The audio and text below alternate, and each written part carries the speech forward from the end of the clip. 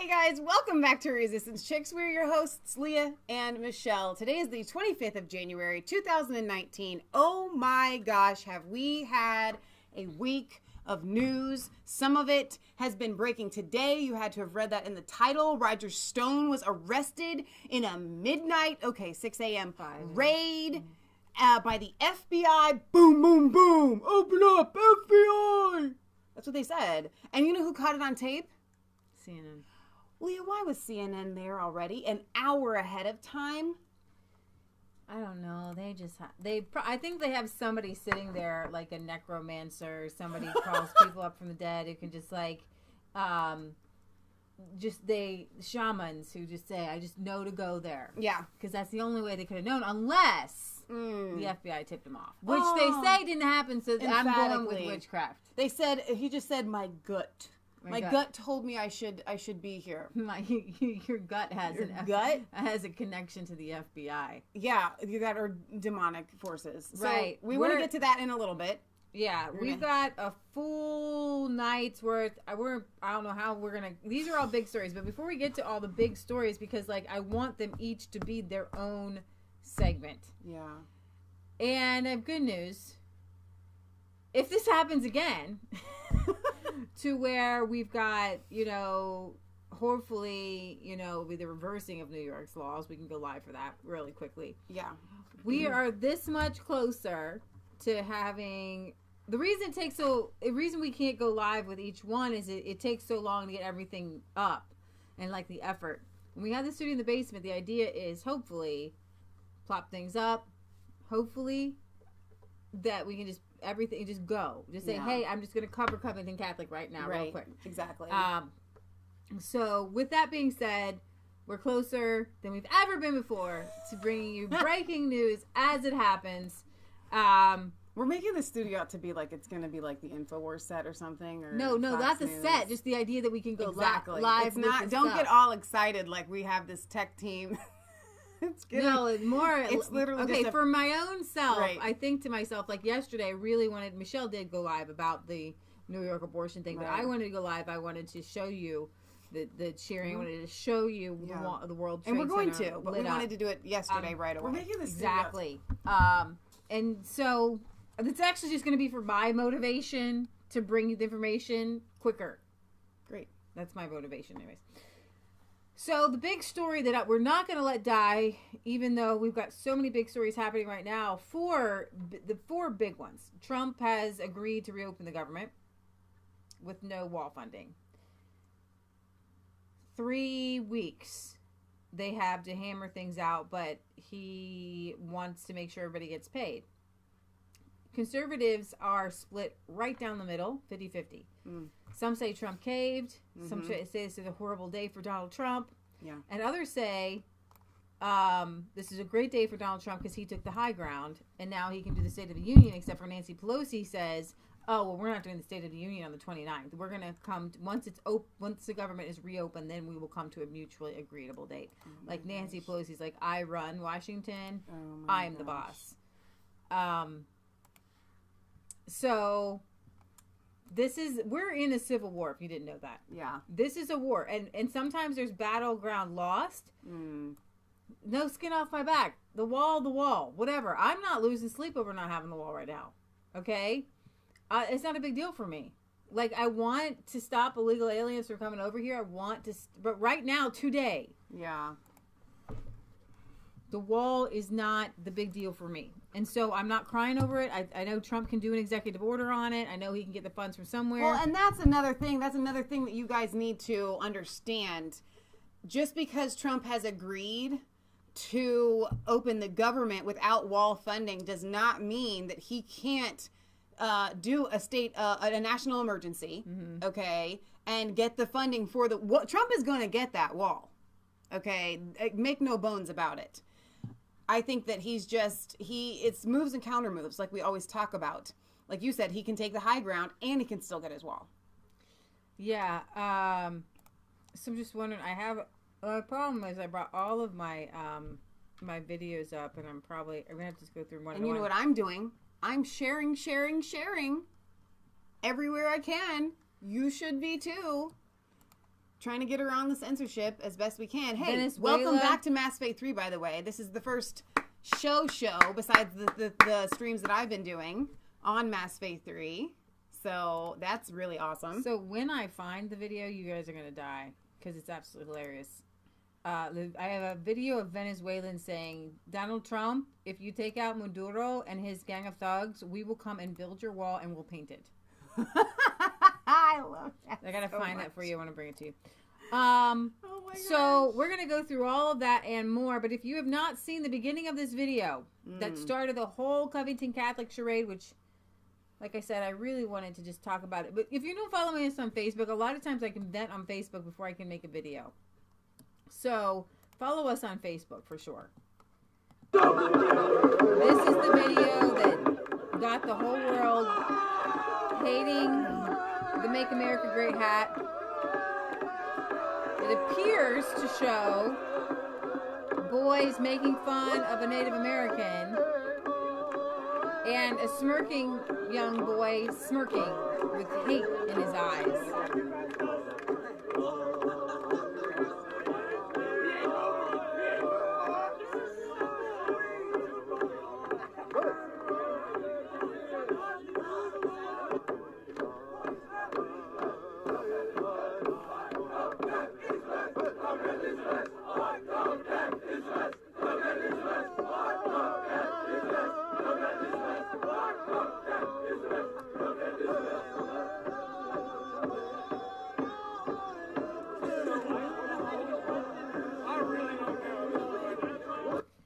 So what I see there, and what I saw from the very beginning, was a Native American banging a drum and a bunch of kids who have a bunch of energy and don't know what the heck is going on. I knew it from the very beginning. Like, I could see it from the very beginning. There was no malice in this boy's heart. He's standing there. Like, I could see that. I don't know how anyone else didn't see the fact that this Native American was in this kid's face. Right. Banging, if you were banging a drum, like over here, and somebody walks up to you, but you can see that his group is all in one big group. And you can see that this guy is actually confronting this. I could see it. That guy, and what's so interesting about this is, to me, it has to almost be a divine appointment. Because if that guy had gotten in the face of any of these other kids, I don't think they would have been able to react the same way. I thought they would maybe It's giggle at almost him or like the demonic forces inside of this guy pick the one, drew him to the one calm kid, the one kid that was just going to stand there. Now, he did an interview with Good Morning America, right? In which he just said, listen, I was just trying to de-escalate a situation. Now, what situation was he trying to de-escalate? None of us knew, and the media didn't tell us. The media said that this was a group of kids at the pro-life march with Make America Great hats who approached the Native Americans, who mocked them and surrounded them in a dangerous And you way. know why they said that? Not only because it was the narrative that they wanted, but also because he said that that was what happened. Right. Okay? He is a liar. He is a political left-wing activist. He completely fabricated this story. The Catholic Church. Surprising. Who right after this went and tried to break up a service in the Catholic in a Catholic mass. Oh my gosh. So I just want you to get an idea of, and look at I'm totally not afraid.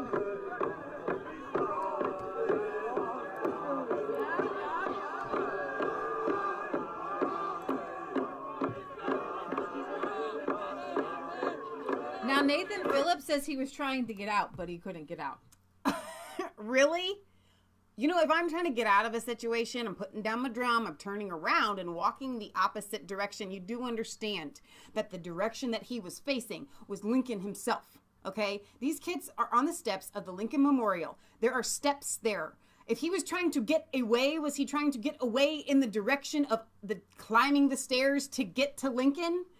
Or if he was trying to get away, should he not have turned around and gone the opposite direction? I'm trying to get out. I can't get out. No, that's a complete lie. So what you didn't hear was the fact that there were these crazy black Hebrew Israelites who I've come in contact with on Facebook. They're black supremacists, and they literally believe that everything in the world traces back to black people. that the Egyptian Sphinx were all black, that they're the lost tribe of Israel, that the white people are inherently evil and blah blah blah blah blah. Like these black Hebrew Israelites are cray cray, to the core and mean and crazy. I'm going to play you some video from them, but I'm going to start with Tucker Carlson's video because I think he brings it to you in a really concise manner here. Then, just 24 hours later, our entire ruling class united as one to crush a group of Catholic schoolboys from Kentucky who had apparently behaved disrespectfully toward an American Indian man here in Washington.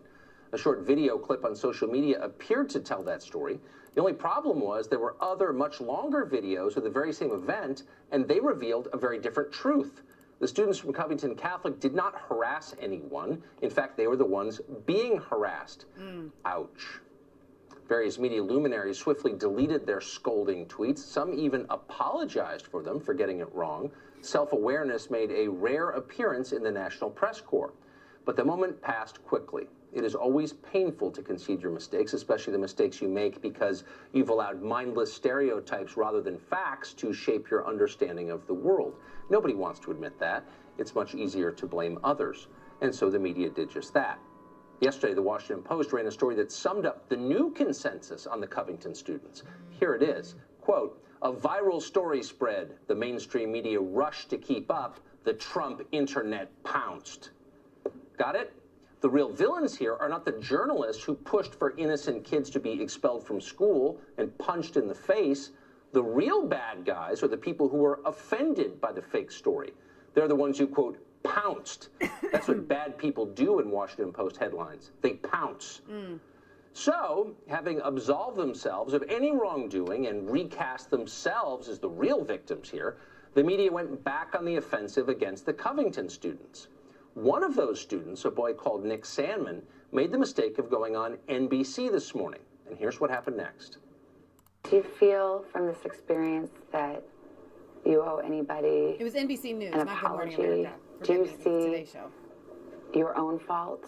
We looked at that video and thought about how it felt from the other's perspective. In other words, there were a lot of you, a handful of the others. Do you think they might have felt threatened by a bunch of young men kind of beating their chests? Do you think if you weren't wearing that hat, this might not have happened, or it might have been different? There's something aggressive about standing there, standing your ground. Pause that There's right something there. aggressive. Oh my gosh. There's something aggressive about standing there, standing your ground. That's aggressive. Grr. Are you serious right now? How does she deliver that with a straight face to this kid? I would love to hear this kid be interviewed after that interview about the interview. What were you thinking when she said that? Was the kid smart enough to process? Was he prepped? Did anybody tell him that she was going to try to play witchcrafty mind games on him or something? No, we weren't being aggressive. We were standing there. We were being spirited. We were chanting school chants about you beating your chests. I mean, she's acting like he's a gorilla in the Congo. I'm standing there. Stand my ground against you, native. I mean, this is absolutely ridiculous. They're children. Scrawny, little, tiny, wimpy, unfortunately, and I'm sorry, I'm not trying to call names or anything like that, but kind of soy boy looking kids. There was nothing aggressive about them. I gotta tell you something. A Native American comes at me beating for all I know, war drums in my face, might be considered aggressive. About standing there. Failing to move is a hostile act. We can't have people standing still in public places. Get a move on, son. That's what NBC is telling us. Just kidding. NBC is actually fine with people standing around, most people anyway. Go ahead and make the case for loitering laws and see what happens. NBC will attack you as a fascist before you finish the sentence. NBC just doesn't think that people like Nick Sandman should stand in place. It's, quote, aggressive. You know, I could see it if he was standing there without the smirk and had this kind of like menacing look, like the smallest thing could give you at the mouth and maybe kind of shifting, an unconscious look of anxiety, a habit of muttering to yourself. To wear an improper expression on your face was itself a punishable offense. There was even a word for it: face crime. Nick Sandmann committed face crime on Friday. It was just something about his face, something aggressive and sneering. For that crime, some of our superiors don't believe that Nick Sandmann ought to be allowed to speak in public. Let MSNBC's Eddie Gowd explain.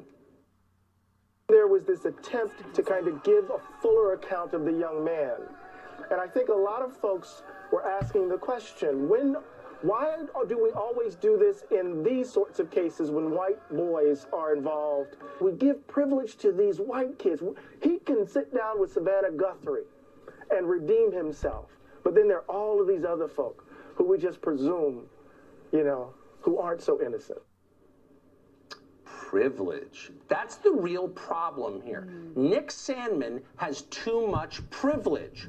So says the tenured Princeton professor with the cable contract. That professor, by the way, works 9 months a year for a guaranteed salary that puts him in the top 2% of all wage earners in this country.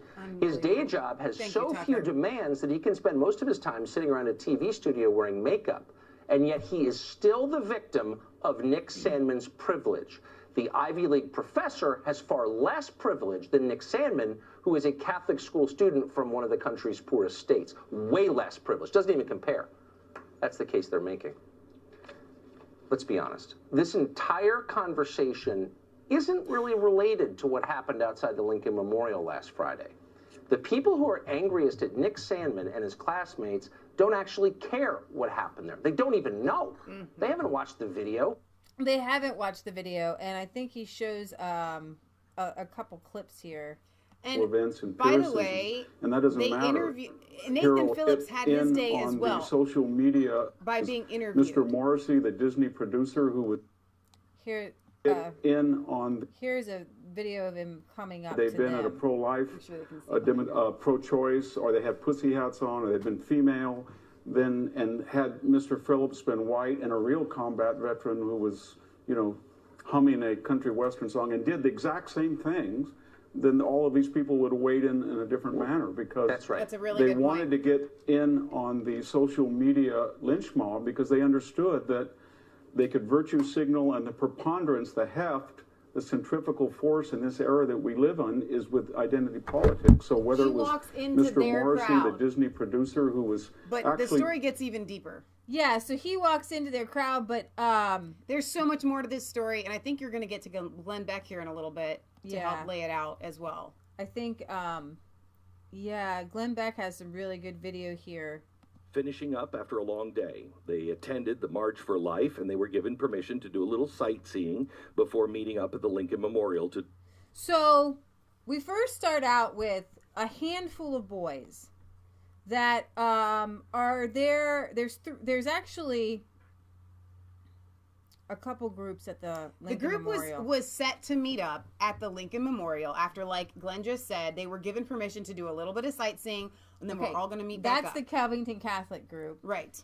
At the same time, during the day, there were people, indigenous people there having an indigenous people march. They were protesting the building of a wall. Well, the Black Hebrew Israelites were yelling obscenities, obscene things, and horrible things at the Native Americans, so much so that one Native American comes up and asks them to stop. Here's the videotape. Listen. It means savage. You are not savages. You are the children of God, according to the Bible. You are the children of Israel. Before you started worshiping totem poles, you was worshiping the true living God. That's right. Before you became an idol worshiper, you was worshiping the true and living God. And this is the reason why this land was taken away from you. Because you worship everything except the Most High. You worship every creation except the Creator. That's right. And that's what we are here to tell you to do. We are here to tell you. So somebody's trying to speak, and they're putting on a presentation. Mm-hmm. And here comes a peaceful Native American and asks them to please stop. To wake up to the four corners of the earth. This is the truth of the Holy Bible. We don't have a microphone, brother. Okay, and this is the part of freedom of the speech and freedom of religion, and that's what we out here for. Listen. Okay, and I honor my God. We honor Two our Native God, Americans brother. walk up And that's what we out here to tell peacefully. you. What you have to Please do. stop. You have to come away from the Lord. They turn You have around to and come walk away. from your religions, philosophies, and doctrines, and start worshiping the true and living power, which his name is Yahweh. That's who's the Most High God. That's right. The Most High God, his name is Yahweh. You're not supposed to worship eagles, buffaloes, That's right. rams, Right. all types of animals. That's right. This is the reason why the Lord took away your land. Okay. Now, I So, want as Glenn Beck goes on to point out that was the Black Hebrew Israelites that were really causing everybody to have a really bad day. Now, that was very, very, very mild compared to the slurs that they kept hurling. I mean, it got vile what they were doing. Make America That's great right. again. Lord Billy. This is the one. So then they turn, these boys show up, like a small group of boys trickles in, and they're watching the spectacle. They're watching the show. Right. But there was a lot more to it that they were hurling at the Native Americans, the vile things that they were using, F-bombs and just things that you and I would cringe at hearing. Well, at they one were point- saying that toward the Native Americans. At one point, the Native Americans and the Black Hebrew Israelites get into a profanity-laced argument, which we are not going to show you, and Glenn Beck doesn't show you, but you can watch the whole video. Well, Glenn Beck said that it was unairable. Because there's just one big bleep. Little corny ass billionaire. Why are you not angry at Oh, that? there's curse words coming up here, FYI, if But you they're have not children. not horrible ones. Well, they're Big still. Bob. People. The earth, okay? Yeah, go talk to them. With them Make America Great hats on. Unbelievable, man. Tell them come over here in the Lion's Den. Instead of So the Lion's little Den. boys walk away. Did you see that? Walking over They just there. turned around. You little dirty ass crackers, your day coming. Your day coming. Your day coming. Because you little dusty asses wouldn't walk down the street in a black neighborhood and go walk up on nobody playing no games like that. Yeah, I will stick my foot in your little ass. Okay. That's definitely a threat of violence towards these young boys who just walk away. And they continue, and then there's more. To get them out of this jam with the Native Now there's this whole big argument going on, and the Black Hebrew Israelites try to turn the Native Americans on the white boys. Americans. Here it is. Always talking out their ass. Always talking out their ass. But you won't say that to this Peckerwood wearing a Make America Great hat again. That's right. Damn Uncle Tomahawk. That's right. That's right. So he says, Uncle Tomahawk, why don't you do something about this blankety blank with the Make America Great hat on, which is literally inciting violence against a child. Uncle Tomahawk. Uncle Tomahawk. Why you don't crack that Peckerwood with the hat on? That's right. Why you don't crack his head? That's Why right. you don't speak to him like that? That's right. Why don't you go crack his head? Because you're Uncle Tomahawk. That's right. Uncle Tomahawk. Just want to make sure you understand what. You're an Uncle Tomahawk. I want you guys to go back and watch this entire video that Glenn Beck put together because he makes some really good points in between the videos that Leah's just pulling. So at one point, what happens is the boys go there every year. Oh, I shouldn't step there. And they do their little school chant on the steps. And Thomas Massey said that he would do it with them. Now that's the chest beating that you'll see. It's a little bit, it's their school chant. It's their pep rally. And they wanted to drown out the Black Hebrew Israelites. Okay? That racist garbage on. Look at these dirty ass crackers. Can't stand in the damn sun for 5 minutes. Why you don't build the damn wall? Can't stand in the damn sun. So Nathan Phillips and everybody kept saying, build the wall, that the boys were yelling, build the wall. The only person in the entire 2 hours worth of video that yells build the wall is the Black Hebrew Israelites. So, let me ask y'all something. Y'all want to build a wall for Mexico? Now, Y'all want to build a wall for Mexico, he says. So there's where they decide that they're going to do their spirit chant that they do every year at the wall. And this is the chest beating that was so dangerous. This little kind of Menacing. kind of little soy boy kid here. No offense. Looks so scary to me. Look at this folio. Get no more than 5 person thing. He said the Hebrew life. Look at this here. I think it's hilarious. This is their prep. I mean, from now on, whenever they go to do it to another school, they're all going to get hauled off in the paddy wagon and taken to jail. Well, it's so menacing. It's such a hate crime. Here's the thing. It is based off of that Samoan Hakatu, whatever that they do. And that's cultural appropriation. Well, and it's a war dance, but people do it they do it now at all like these sporting games. So the kids are just made up their own. It's a sporting games thing. Oh my gosh. This is the moment where it began. Watch and listen. Come Gad. Here come Gad. Now let Glenn explain the gag. Here come Gad. Here comes Gad. Look at our Make America Great Again hats. Look at the hats. Look at the hats. We ain't taking. Look, we not taking. Look at Gad. That's right, Gad. Look at Gad.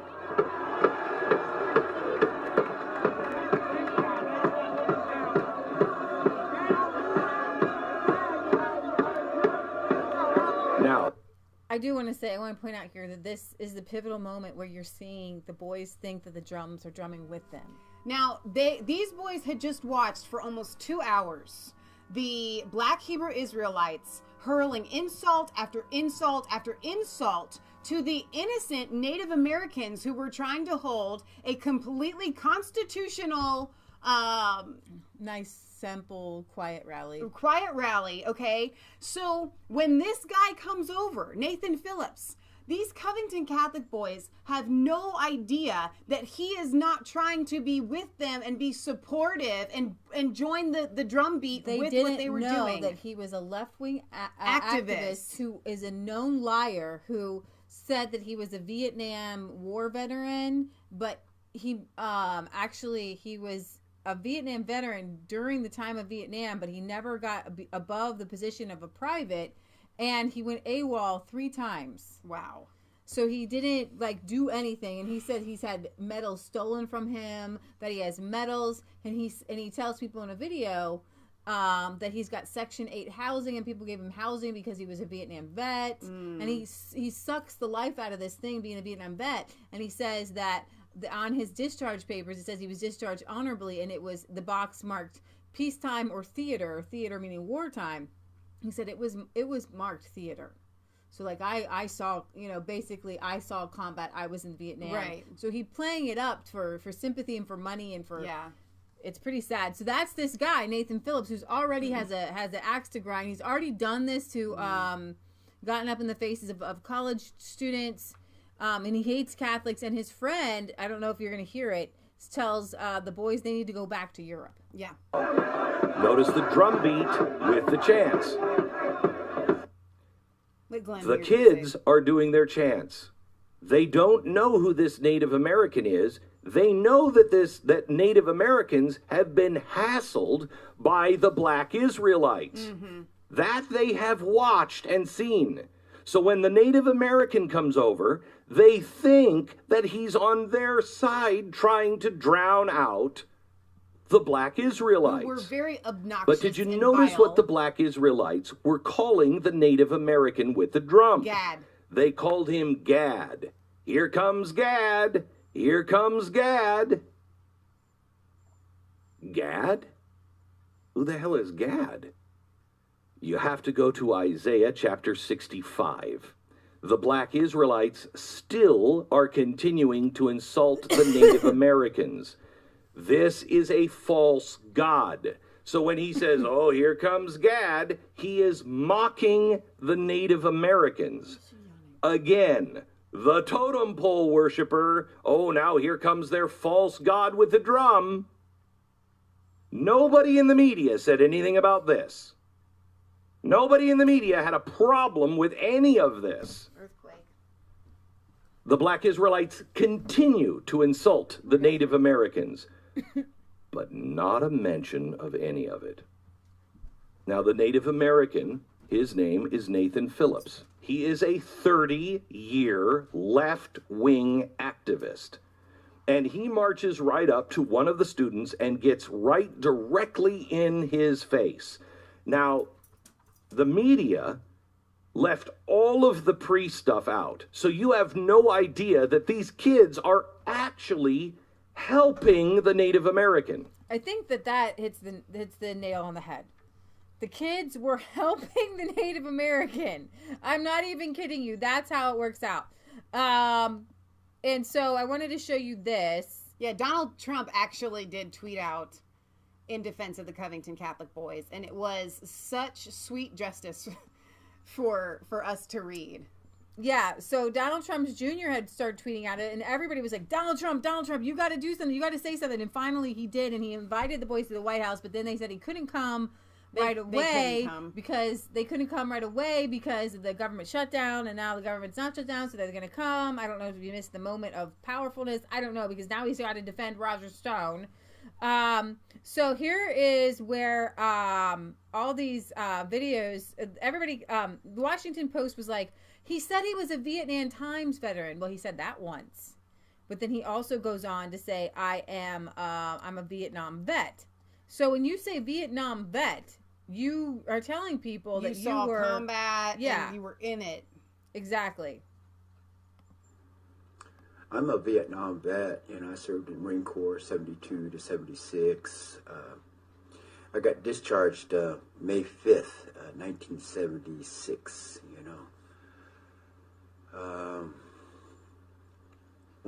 I got honorable discharge, and one of the boxes in there, it shows if it was peacetime or what my box says is that I was in theater. I don't talk much about my Vietnam. I don't talk much about your Vietnam. You don't talk much about it because there's not much there to talk about. You need medicine? You could. Yeah, I haven't done it today. So, yeah. I wanted to give you this. I don't wear my veteran stuff, here. I mean, I got the flag and I showed a couple pictures of other things. So he steals people's stolen valor, which is huge. But the media this week, this is from Dan Crenshaw. Come here. What? Oh. She probably needs to go out. Yeah. Go out. Okay. Well, she probably needs it off to go. Okay. Yeah. Right. Come here, Sydney. Media blunders this week via Dan Crenshaw, newly elected great Republican guy. Hardly any coverage of the March for Life. BuzzFeed, yeah, that's a good idea. Lies about the Cohen case. Slandering the Covington Catholic students over false narratives. Slandering Karen Pence for working at a Christian school. 3 out of 4 are fundamentally anti-Christian, and that's just in the last 7 days. Not only to mention that, there's a guy who is going around on Twitter trying to do hashtag expose Christian schools and trying to go at all Christian schools now. And this was the quote that you heard Tucker Carlson say from George Orwell, 1984. In any case, to wear an improper expression on your face, to look incredulous when a viceroy was announced, for example, was itself a punishable offense. There was even a word for it in news speak. Face crime, it was called. Face crime. Face crime. So this is Glenn Beck, part of it going crazy here. This man is despicable. I just put him in a category yesterday of either a guy who didn't know what was going on or most likely just an activist. But this man is a despicable liar. And the media held him up.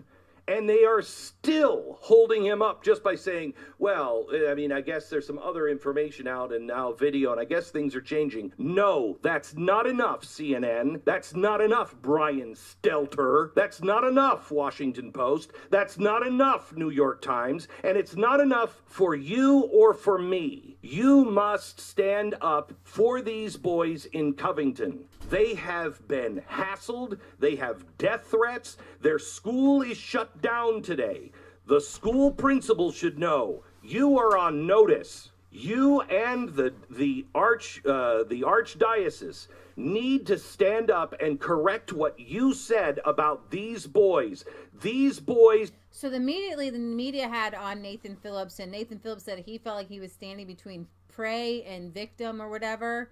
Prey and predator, saying that the boys were the predator, and the black Hebrew Israelites, which would literally saying, "I'm going to put a foot up your rear. Well, why don't you take a crack at these crackers?" Have we heard from any of the other Native Americans that were there? No, there were tons. Why aren't they saying anything? And actually, some Native Americans met in front of Covington Catholic School as it shut down because of the death threats, to say these boys need to have better sensitivity training. Wow.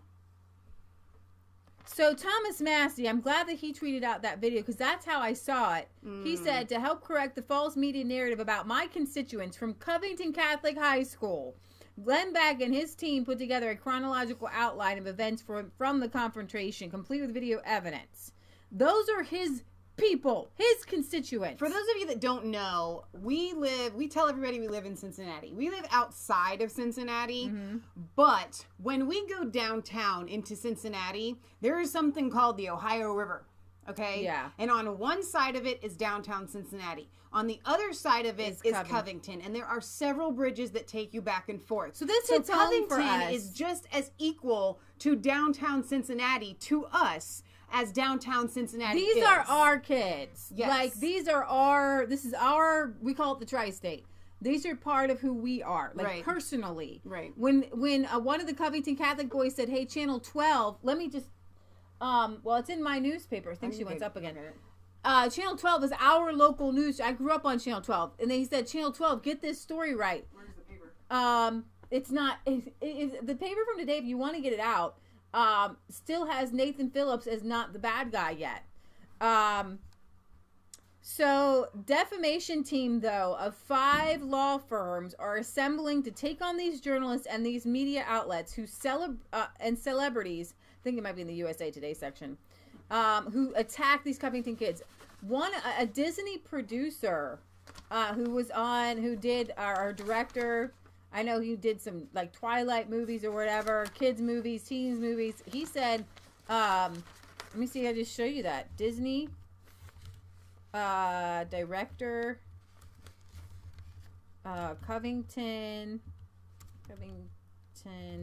Catholic wood chipper. Let's see if this brings it up. Disney producer apologizes for wishing Covington boys. So, Disney producer apologized for wishing Covington boys into a wood chipper. Oh Disney's Beauty and the Beast producer Jack Morrissey, which that movie was ridiculously has creepy now anyway. issued a public apology for writing a grotesque tweet over the weekend wishing the Covington Catholic boys would be thrown into a wood chipper with a picture of blood spurling out of a wood chipper. Why isn't he taken off of Twitter, by the way? You can't do that. I mean, seriously, I posted a meme on Twitter and on Facebook of AOC saying, this is our World War II. Climate change is our World War II. Well, I took a picture of an aborted baby fetus and put it underneath of it, and I compiled it together, and I said, no, AOC, this is our World War II. This is. And one of our viewers who loves us, and I know that it was meant in love, but she came and said, listen, I think you should take that down because you might be blocked or taken off of Twitter or Facebook because of that. And that's a very real thing. It is covered. Like, you can't see it. Okay? It's a very real thing. Now, this is something that you would But it literally says MAGA kids. Like, kids. Hat first into wood chipper. That guy should totally be taken off of Twitter. Here, I found it. Nathan Phillips says, so this is from today. I still have forgiveness in my heart. Phillips makes another appearance on Today. So here we go. Today does an interview with the boy. They all lose their mind, say you shouldn't give this kid a chance to defend himself. A known liar, but they give a known liar a chance to speak. The Native American elder, now in the middle of a firestorm over an incident in Washington, D.C. over the weekend, was on the Today Show. Let's see if they have any quotes from him. He says, the teen in the Make America Great hat who stands face to face with Phillips. No, that's not a quote. Yesterday, I woke up with all kinds of good feelings in my heart. For all those who've been mean to me, I want to forgive them, Phillips said. He said he's received death threats. I asked the young man this question. I'll ask you the same thing. Do you think, sir, that you should have walked away? Guthrie says. So that was the interview lady. And he says, that's what I was trying to do. I have read the statement from Nick Sandman, the student who stared at me for a long time. He did not apologize, and I believe there are intentional falsehoods in his testimony. My mom always said, what somebody accuses you of, that's what they're guilty Nick of. Salmon says he stood there and prayed and hoped to de-escalate the situation. Don't read any more from him. I can't handle it. Oh my gosh. He does say he needs to put out a different statement. No, your statement is bold. No, I have to read one more. He says that Sandman, needs to put out a different statement, Phillips told the Inquirer. I'm disappointed with his statement. He didn't accept any responsibility. That lack of responsibility, I don't accept it, he said. Why are they giving FaceTime or space time to a known liar? That's a very good question. Robert Burns, who's representing several families, the team will include at least 5 lawyers from 5 different law firms, all with high profile civil cases. And Nick Sandman's family has hired a separate lawyer as well to go after people for defamation. Wow. I hear it's hard, but these kids are coming out fighting, and I'm glad. Barnes confirmed that the former CNN host Reza Aslan, who said that Nick Sandman had the most punchable face. Which is also inciting violence. You should be taken off of Twitter for that. Right. Aslan was fired for calling Donald Trump. I never did give her medicine because she had to go potty. So here's Reza Aslan. Honest question, have you ever seen a more punchable face than this kid's? He's smiling. I know that smile. That's a good smile. I know smirks. That's not even a smirk. Okay, and then this guy, Michael Rarapor, I don't know exactly who he is. I guess he's famous or something, but he says, mega hat wearing SHIT stains, little Kentucky Catholic school blanks, Catholic school teenage, it's just awful. It goes on and on. It's horrible. This is what these kids, they got it from the right and the left. But Robert Burns says, libel, lies, retract incorrect, or get sued. Cassandra Fairbanks is totally on this. If you're on Twitter, follow her. She's the best. So I want you to kind of say a prayer. There's a GoFundMe for them. And say a prayer for them. So I think that might be all I have for Covington Catholic, because we have a lot of other stories to go on, except for this from the Babylon Bee. Are you ready? Not sure if someone is smiling like a normal being or being sneering like Hitler. Check out our handy guide. This is hilarious. Okay, are you ready? So this is a smile, but if you have a Make America Great hat, you're a smug Hitler youth. This is excited and hopeful, but if you have a Make America Great hat on, you're a homicidal psychopath. If a baby is crying, it's sad, but if a baby is crying and it has a Make America Great hat on, it's racist. If you're thinking to yourself, introspective, then you gotta make your America Great out of your hollow and soulless. This is satiated, happy. This is devours human flesh. And then down here is a baby, grateful, like innocence. No, just a punchable fascist with a Make America Great. And that is the left. And that is not, as funny as it is, it's not funny because it's pretty, Sarah Sanders on the media, she says, I've never seen people so happy to destroy kids' lives. We've seen time and time again where they run out there with these outrageous, ridiculous stories. One person reports it to begin with, and then they all jump on it. We saw it again with the Covington students. I've never seen people so happy to destroy a kid's life. When that becomes the norm in the media in America, simply because they're associated with this president, that is disgraceful, and that should never happen. Let's hope that this is a lesson to all of the media, to everyone. Let's focus on getting things right, not getting them first. And that's what it boils down to. Mm-hmm. So many people are they're more preoccupied with being edgy, being the first to comment on something, okay? Mm-hmm. And I'm not going to lie. I have to admit that I kind of I felt guilty of that a little bit, in the sense that there are a lot of times when something happens and I wish that we had time to cover it, or I wish I had time to write. I wrote an article about Roger Stone that I'm going to read you guys, but I had wanted it to come out sooner, and I wanted it to come out today, so I made it happen. And we are all very quick in what we do here, and even on social media. Even if you're just a person, you want to be the first to tweet it out, or the first to share it on Facebook, or the first to email it out to your friends or something, and to have an opinion. Because somehow, if you are scouring social media and the internet for news, and you're the first to catch a story, then somehow that makes you awesome, superior, or something. What kind of like oogles does it give you? Nathan Phillips rally protesters attempted to disrupt mass at D.C.'s National Shrine.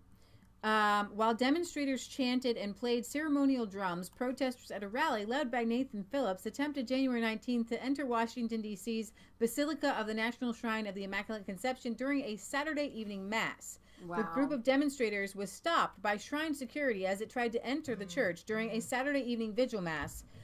It was really upsetting, the guard told Catholic News Agency. There were about 20 people trying to get in. We had to lock the doors and everything. The guard said the incident was a disappointment during a busy and joyful weekend for the shrine. We had hundreds of people from all over the country come here to celebrate life, to celebrate each other together. That a protest tried to come inside during mass was really the worst. The guard told CNA the situation was tense. I'm just really grateful that nothing bad happened. They were really angry. So here you have, fresh off the face of going after these boys, from what I understand, that this happened right afterwards. Well, it was the very next day if it was Saturday. And I mean, because tomorrow was Saturday. Okay. It was right after. Because this incident with the Catholic kids happened on Friday. So what they got together is they were like, we hate Catholics. Mm-hmm. These Catholic boys, let's take this energy of Catholic hatred. Right. Let's go storm a Catholic church. And Nathan Phillips was leading that anti-Catholic demonstration full of hate. Now, to me, that doesn't sound like somebody that was confronted by a mob of kids and was trying to walk away. He wasn't walking away. He was trying to get into and disrupt the church service. And so what is the Washington Post, or I believe it's the Washington Post, one of them, or the New York Times, said, well, we need to talk about the history of Catholic abuse of Native Americans. Unbelievable.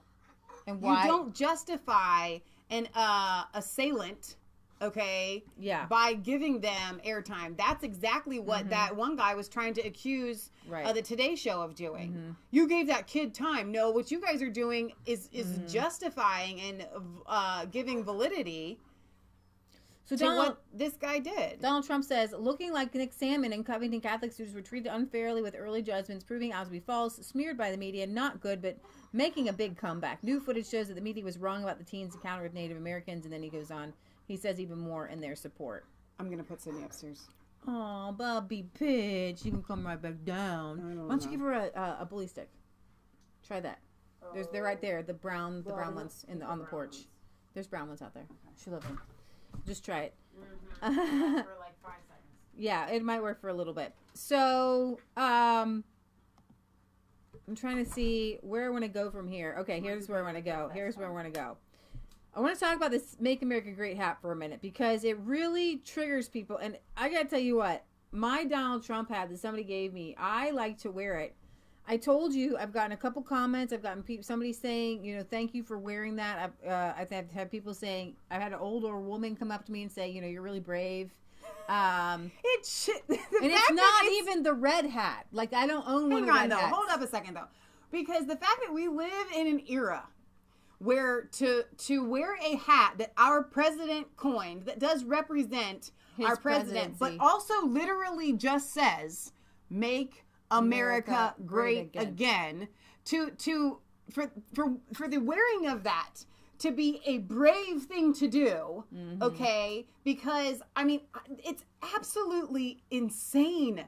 That goes to show you that the violence is all coming from the other side, because they're trying to say that when you wear your MAGA hat or whatever, it's just a Trump 2020 hat, that you are triggering people, and that your triggering of people is an act of violence. If I trigger you, it is by something peaceful that I do. I gotta tell y'all, there are some times where I pass people and I am a little bit triggered, okay? Just a little bit triggered by the vulgarity that they would wear on their outfits. A lot of times it's guys that have shirts on that say things that are degrading to women or have perversion on them. And I am triggered inside, okay?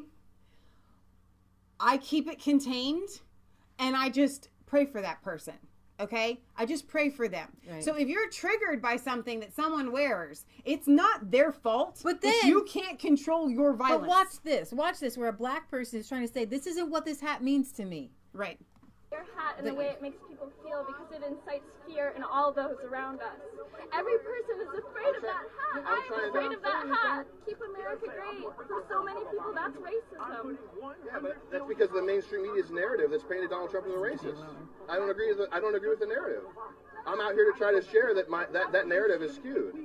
As a human being, you should pay attention to fear and not logic. Wait, you said to pay attention to fear and not logic? Yes.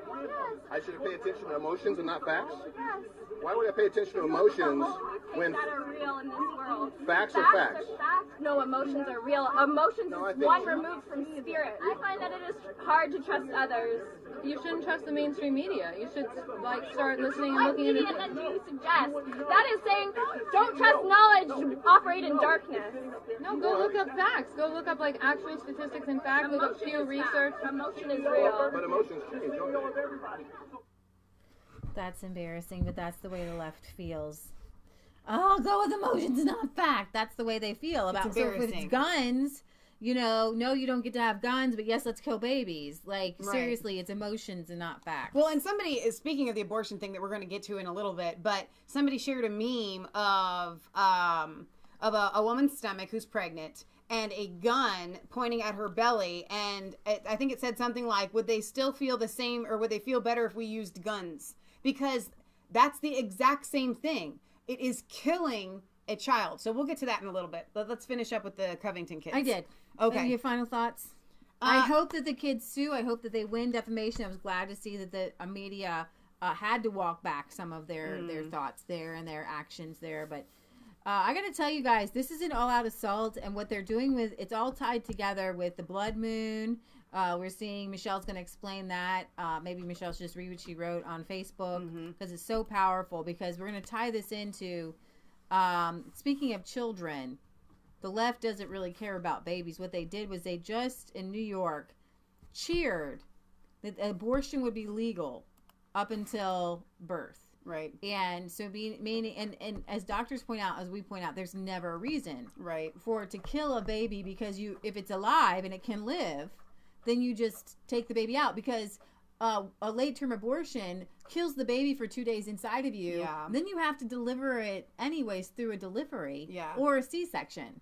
So why not just deliver a live baby, which is actually better for the mom anyways? It's going to be healthier. So if let's say there's an umbilical cord tied around the neck, or there's something going on, you never have to kill the baby in order to save the mother's life. It's never a thing at that point, because babies are going to come out. I wonder if you couldn't read it. Doesn't have to come out dead. Babylon Bee article. It's really long. It was Matt Walsh. It's really long. Well, but what he's saying is that we haven't gone far enough. We should legalize post-birth abortion. Yeah. And if you're going to do this whole, late-term abortion, post-birth has the same arguments. Yeah. Meaning, it's a woman's autonomy. It's her right to choose. What happens if after 3 or 4 months, or he goes into toddler years and all the way into geriatrics, but what happens if after 3 or 4 months, the mom decides that this is economically draining? It drains, like you said, my autonomy.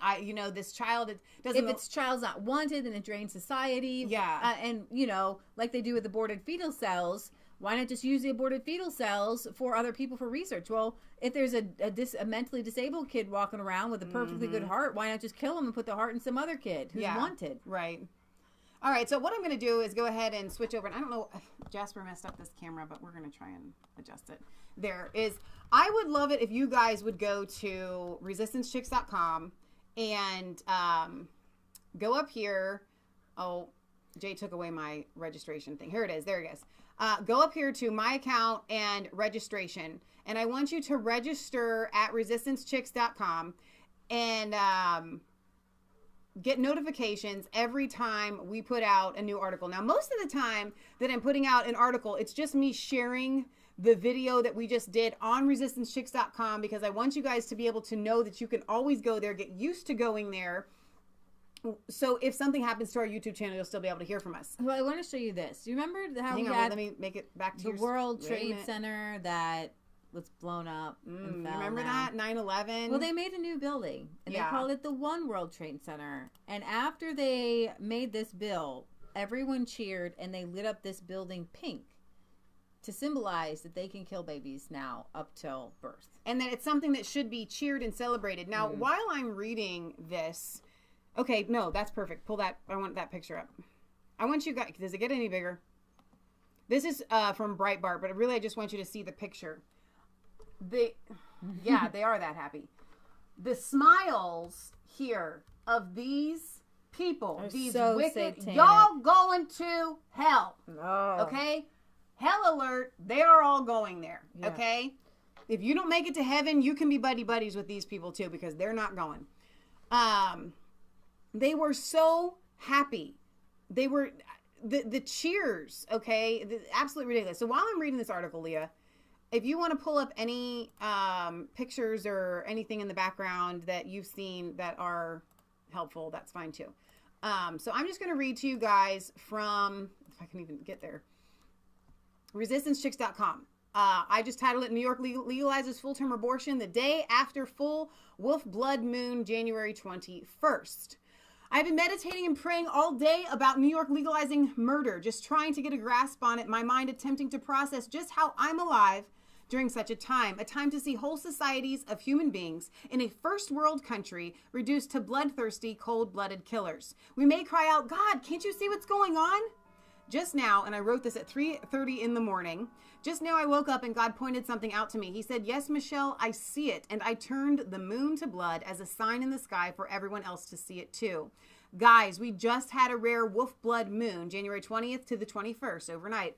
A wolf stalks and eats its prey, just as these killers seek to do to innocent children. While most of us were excited to catch a glimpse of it, God was warning us of the bloodbath about to be signed into law.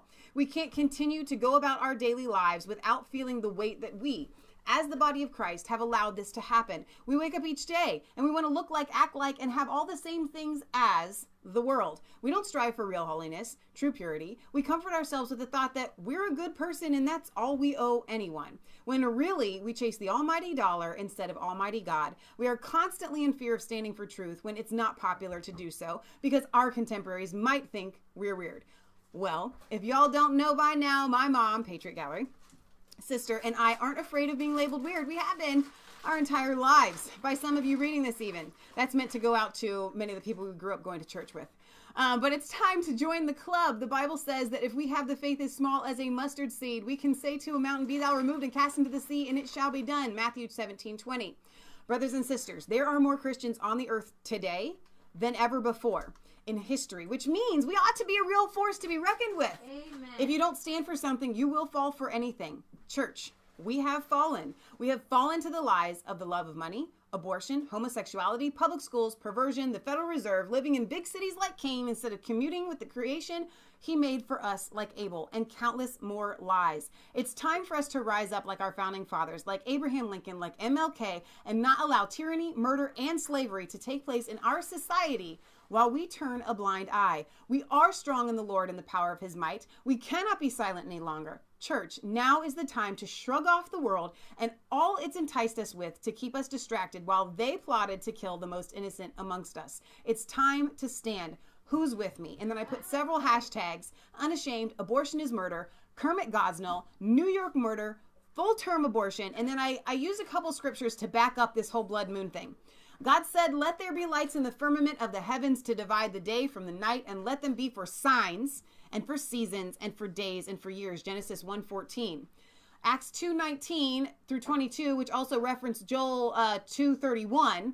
And I will grant wonders in the sky above, darkened sun and eclipsed moon, and signs on the earth below, earthquakes, blood and fire and vapor of smoke. The sun will be turned into darkness and the moon into blood before the great and glorious day of the Lord shall come. And it shall be that everyone who calls on the name of the Lord will be saved. Men of Israel, listen to these words. Jesus the Nazarene, a man attested to you by God with miracles and wonders and signs, which God performed through him in your midst, just as you yourselves know. Okay, so when that is referenced there, they all knew what had happened when Jesus died on the cross. They knew about the moon turning to blood. They knew about the solar eclipse. They felt the earthquake, and they knew that these were things that had been prophesied would happen. So God uses these things to mark for signs and for seasons and so forth. So that's what I wrote. I want you guys to be sharing articles and sharing the videos from resistancechicks.com, because like I said, if we ever get banned off of YouTube for good, for real,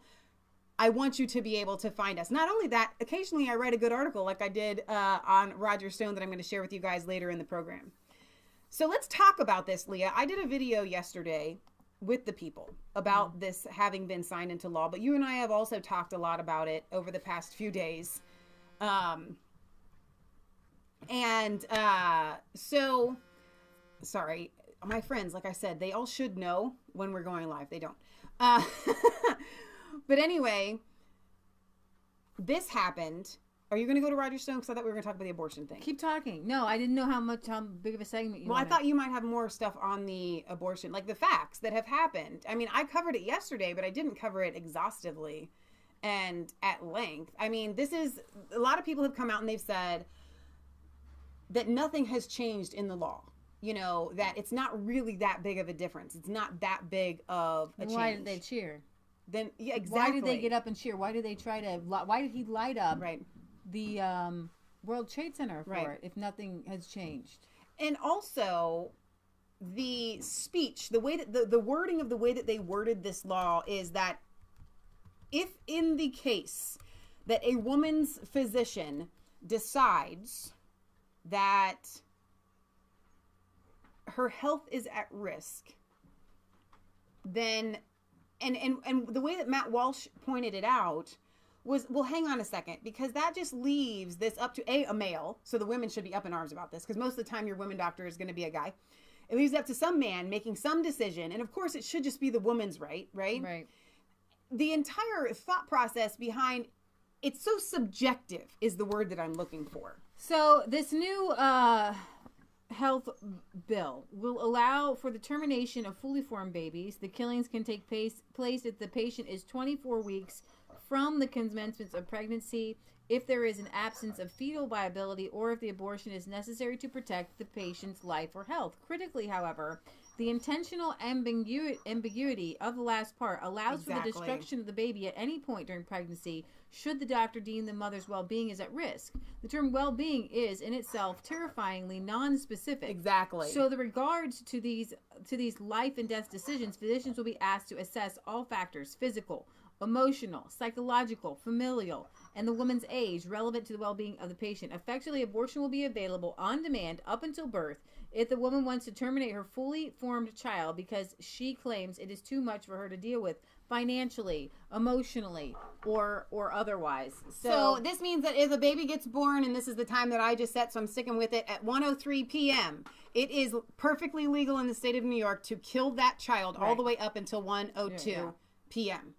That's insane. It's absolute insanity. And I'm sorry that I haven't gotten to a lot of comments today, guys, but we do have a lot of news that we want to get through. So this is heartbreaking. And since I did cover it a lot yesterday, we don't have to cover it exhaustively, you know, again today. You can go back and watch that video. You can leave your comments. This is a discussion, but it's more than a discussion, guys. What I laid out yesterday is a call to arms. Mm-hmm.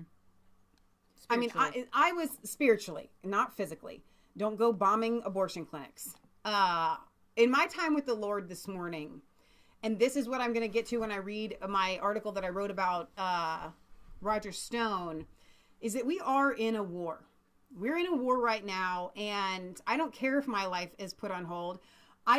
There are innocent babies that are okay, you know what I do want to share that we are going to share? We're trying to write a song.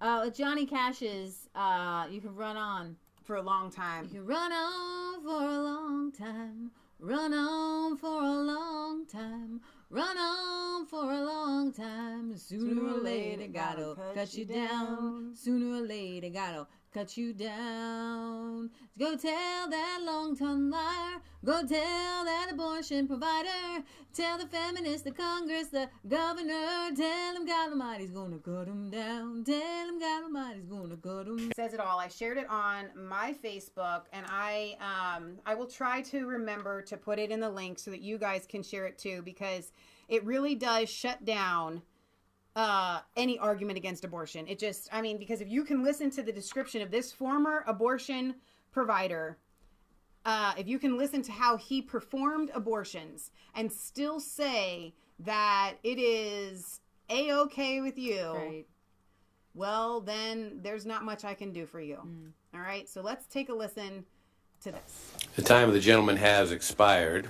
We welcome our distinguished witnesses today. Do you and each of you swear that the testimony that you are about to give shall be the truth, the whole truth, and nothing but the truth, so help you God? And I'll now begin by introducing today's witnesses. The first witness is Dr. Anthony Levatino. Dr. Levatino is a board-certified obstetrician gynecologist. Over the course of his career, Dr. Levatino has practiced obstetrics and gynecology in both private and university settings, including as an associate professor of OBGYN at the Albany Medical College. And Dr. Levatino, we'll begin with you. Welcome. Thank you, Chairman and members of the committee. I only have 5 minutes, so I'm going to get right to it. Second trimester D&E abortions performed between roughly 14 and 24 weeks of gestation.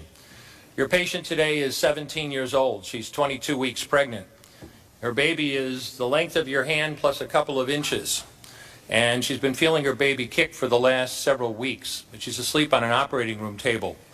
You walk into that operating room scrubbed and gowned, and after removing laminaria, you introduce a suction catheter into the uterus. This is a 14 French suction catheter.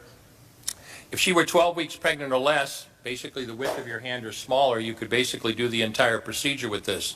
But babies this big don't fit through catheters this size. After suctioning the amniotic fluid out from around the baby, you introduce an instrument called a Sofer clamp. It's about 13 inches long. It's made of stainless steel. The business end of this clamp is about 2.5 inches long and 1/2 inch wide. There are rows of sharp teeth. This is a grasping instrument. When it gets a hold of something, it does not let go. A D&E procedure is a blind abortion, so picture yourself introducing this and grabbing anything you can blindly and pull, and I do mean hard, and out pops a leg about that big, which you put down on the table next to you. Reach in again, pull out an arm about the same length, which you put down on the table next to you. And use this instrument again and again to tear out the spine, the intestines, the heart and lungs. Head in the baby that size is about the size of a large plum. Can't see it, but you pretty good idea you've got it if you've got your instrument around something and your fingers are spread about as far as they go. You know you did it right if you crush down on the instrument and white material runs out of the cervix. That was the baby's brains. Then you could pull out skull pieces. And you have a day like I had a lot of times. Sometimes the little face comes back and stares back at you. Congratulations, you just successfully performed a second trimester D&E abortion. You just affirmed her right to choose. One more question, Dr. Levatino. Why did you end your practice of doing abortions? I did over 1,200 abortions over a 4-year period in private practice, not counting the ones that I did during my training. I met my wife during my first year of training at Albany Medical Center. We got married about a year later and found that we had an infertility problem. After years of failed infertility treatment and several years trying to adopt a child, we were blessed with adopting a little girl that we named Heather in August of 1978. As sometimes happens in those situations, my wife got pregnant the very next month, and we had 2 children 10 months apart. 2 months short of my daughter Heather's 6th birthday, she was killed in an auto accident and literally died in her arms in the back of an ambulance. Anyone who has children might think they have some idea of what that feels like, but unless you've been through it yourself, you have no idea whatsoever. I know people find it hard to believe, but what do you do after disaster? You bury your child and then you go back to your life. And I don't remember exactly how long it was after my daughter died that I showed up at Albany Medical Center OR number 9 to perform my first second trimester D&E abortion. I wasn't thinking of it as anything special. This was routine to me. But I reached in, literally pulled out an arm or leg, and got sick. You know, earlier on I described stacking up body parts on the side of the table. It's not to, gross people out, to use a simple term. When you do an abortion, you need to keep inventory. You have to make sure you get 2 arms and 2 legs and all the pieces. If you don't, your patient's going to come back infected, bleeding, or dead. So I soldiered on and finished that abortion. And I know it sounds, as I said, hard for people to believe, but I'm telling you straight up my experience. You know, after over 1,200 abortions, first and second trimester up to 24 weeks and all the rest of it, and being very dedicated to it, for the first time in my life, I really looked at that pile of body parts on the side of the table. And I didn't see her wonderful right to choose, and I didn't see all the money I just made. All I could see was somebody's son or daughter. And I stopped doing late-term abortions after that, and several months later stopped doing all abortions. There's still a question. Thank you. There you have it. And there you have it. So here's the thing, guys. Like I pointed out yesterday, and I want to reiterate this, and I want to just say it one more time because it's really important to me. We are, and I'm totally guilty of this, and I know everybody says, Michelle, don't make excuses and don't join yourself in the club. No, I am guilty of this. It's wrong. I'm guilty of it. We are far more affected by the fact that it's full-term abortion than we are when there are these 24-week abortions or, abortions within 2 weeks. Okay, the morning after pill, we're okay with that. The morning after pill literally is a chemical.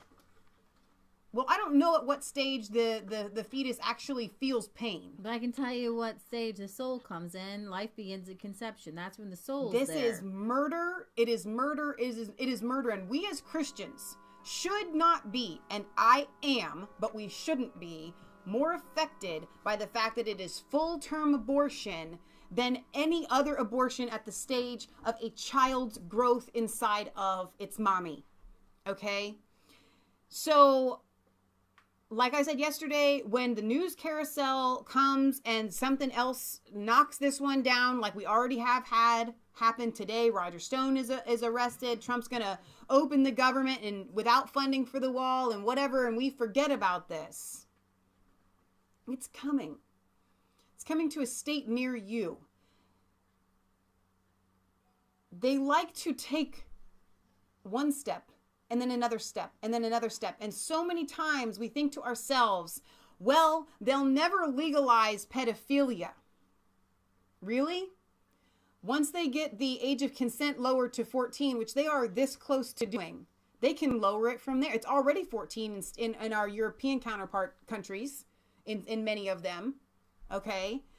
They're going to lower it again. And then they're going to lower it again. And then they're going to talk about and then the child's right to choose their gender will spill over to a child's right to choose if they want to sleep with an adult. Right. Okay? This is going to be legalizing pedophilia. So we have it legal to kill a child at 102 when it's going to be born at 103, and people are still telling me that it's far-fetched to say that when a child is born with Down syndrome or they're born with some sort of visible disability that would make it so that they could still live, and the parent can then say, I didn't want a boy, I wanted a girl. Kill that one. It's not that far-fetched. We are not that far away. We're 1 minute away from it. You can kill the child at 102. You can't kill it at 103. Well, let me just bring some good news, because this is awful sad. But sorry, Ohio heartbeat bill. Over here in my state, maybe I'll need to move from Ohio. Ohio governor says he will sign the heartbeat bill that Kasich vetoed. And you know, our friends at the John Jennings Museum shared something yesterday to give hope to people, or maybe it was just today, saying, listen, Roe versus Wade could be overturned, because if you take a state like this where the heartbeat bill ends up being contested by the left, and it flies its way all the way to the Supreme Court, and then the Supreme Court that now has justices on it that Trump has appointed that are supposed to be pro-life, could overturn Roe versus Wade. So it wouldn't matter that New York says you can murder babies. And from what I understand, they're digging their own grave.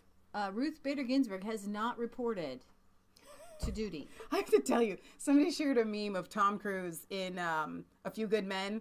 Or no, not A Few Good Men. What is it where he says, "Show me the money"? Is that the one with Renee Zellweger? Yeah. Show me the money. And they have a meme of him going like this on the phone, and it says, "Show me Ruth Bader Ginsburg." Bring her out. Like, seriously. He says, but ultimately, this will work its way up to the United States Supreme Court, and they'll make that decision. If Ruth Bader Ginsburg is not on there, and there is a Supreme Court nominee nominated that is pro-life, and if it's the new Catholic woman that everybody has been gunning for, here comes our friend. We told her last time we were going to dox her if she did it again. We're still not going to do it. No, we're not going to. She probably thinks the show's over. Not over. Did you tell her 6 to 8, or did you say 6?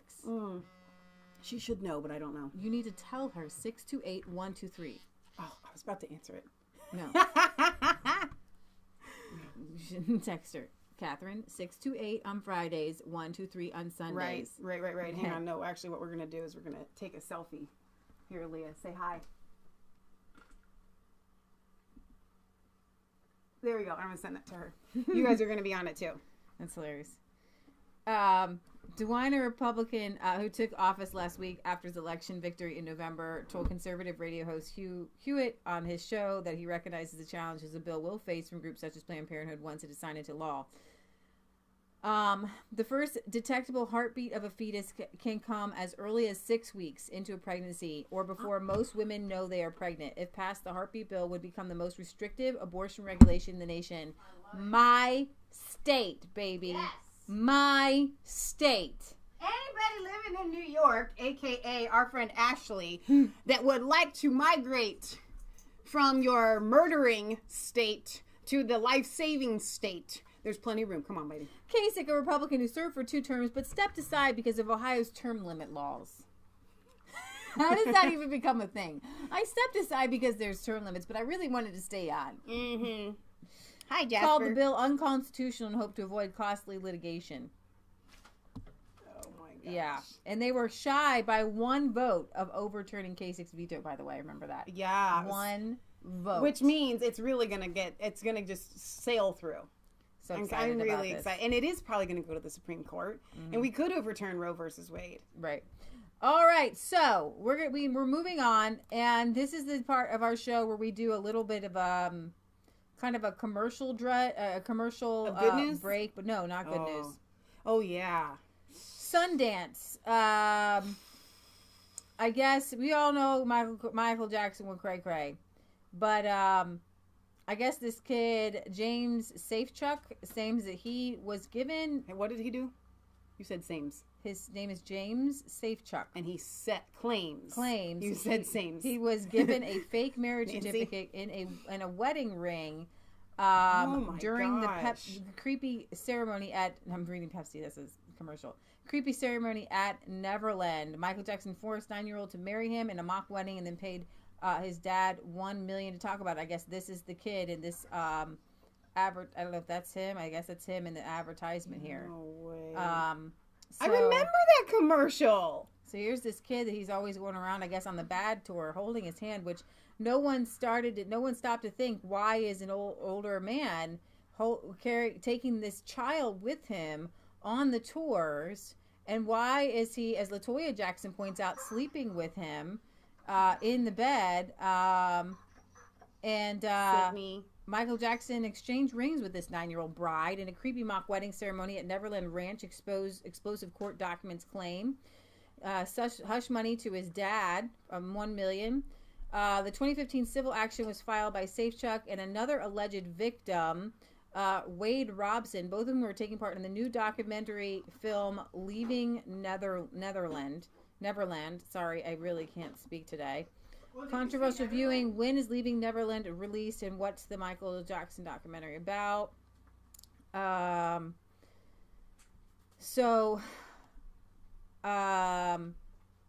Let's see. I didn't actually open up this one. I wanted to see. Okay, what is Leaving Neverland about? 2-part show made by British filmmaker Dan Reed. contains interviews with 2 men who claim they were abused by Jackson when they were children. According to Channel 4, can I even say Channel 4 without being blocked? Probably not. The men who are Copyright now claim. in their 30s claim they were aged 7 and 10 when he befriended them and their families. The broadcaster is not disclosed the identity of the men. Representatives for Jackson's estate said a statement that the state can't be held liable for these things, I guess. But I guess in the documentary, Jackson regularly dressed James up in clothes identical to his own and would tell reporters that he was his cousin, a white cousin. And Safechuck's attorneys say Jackson was successful in his efforts to abuse this child. But what gets even creepier is I will play this. This is LaToya Jackson. This is his sister. So, and nobody said anything. Nobody really, I mean, kind of like the rumors were there. My mother is very much aware of all the children that were there. All the boys had stayed there. And she is the one who always said that Michael, excuse my expression, but he's a she would say that damn I can't stand him. And that's what she would say all the time. And she knows it. And now she's denying it. And that's what hurts. But what hurts more than anything else is that if she knew that, then why didn't she say something about it or do something about it or get help because she felt that he was bothering little kids? I didn't understand the fact that he was bothering little kids. I didn't understand why the checks were written. She was the one who was trying to explain these things to me. You claim but that now she's denying it and covering it up. You claim that the reason your mom is siding with Michael is because your parents and the rest of your family are afraid that they'll be cut off financially from him. He supports every last one of them. Jermaine lives in that house. His children lives in that house. Everybody lives there. He supports them. You know, your mother also... And I must tell you this too, Katie. By the way, Michael and I lived at home from anywhere from 10 to 15 years alone without the other brothers because they married very early. They do not know the same Michael that I know. They don't know him whatsoever. And they never did. And when they would come over to the house, Michael would say, have them make an appointment. And I was the in-between guy, like a go-between. I would have to make excuses and say, well, he's busy. He's in his room. He'd run up to his room and say, I don't want to see them. I don't want to be bothered with them. And these are his own brothers. And I would have to make up excuses. And I go, Michael, but they're your brothers. I don't care. I'm busy. Your mom also said that she thought your husband was a con man and a thug and accused him of beating and brainwashing you. And basically your folks say you're just out for publicity. That's totally untrue. First of all, I don't need it. They also said I was doing it for the money. When you do a press conference, do you do that for the money? I think it's time to speak up and save innocent children. Have you spoken? No one has spoke up. Go ahead, LaToya. I'm sorry. Go ahead. No one has really spoken out properly. No one has said anything about these children. And I think it's totally unfair. You have to ask yourself a lot of questions. There are a lot of questions to be answered and asked at the same time. How many young children do you believe Michael? Sorry? How many young children do you believe Michael victimized? I can't really answer that. And have you had an opportunity to speak with your brother yet? No, I have not. And I have tried, but I have not. I've put phone calls in, but nothing has been returned. Absolutely nothing. Do you think he'll be coming back to the United States, LaToya? The problem is my parents, especially my mother, more than so my father. My father has no idea.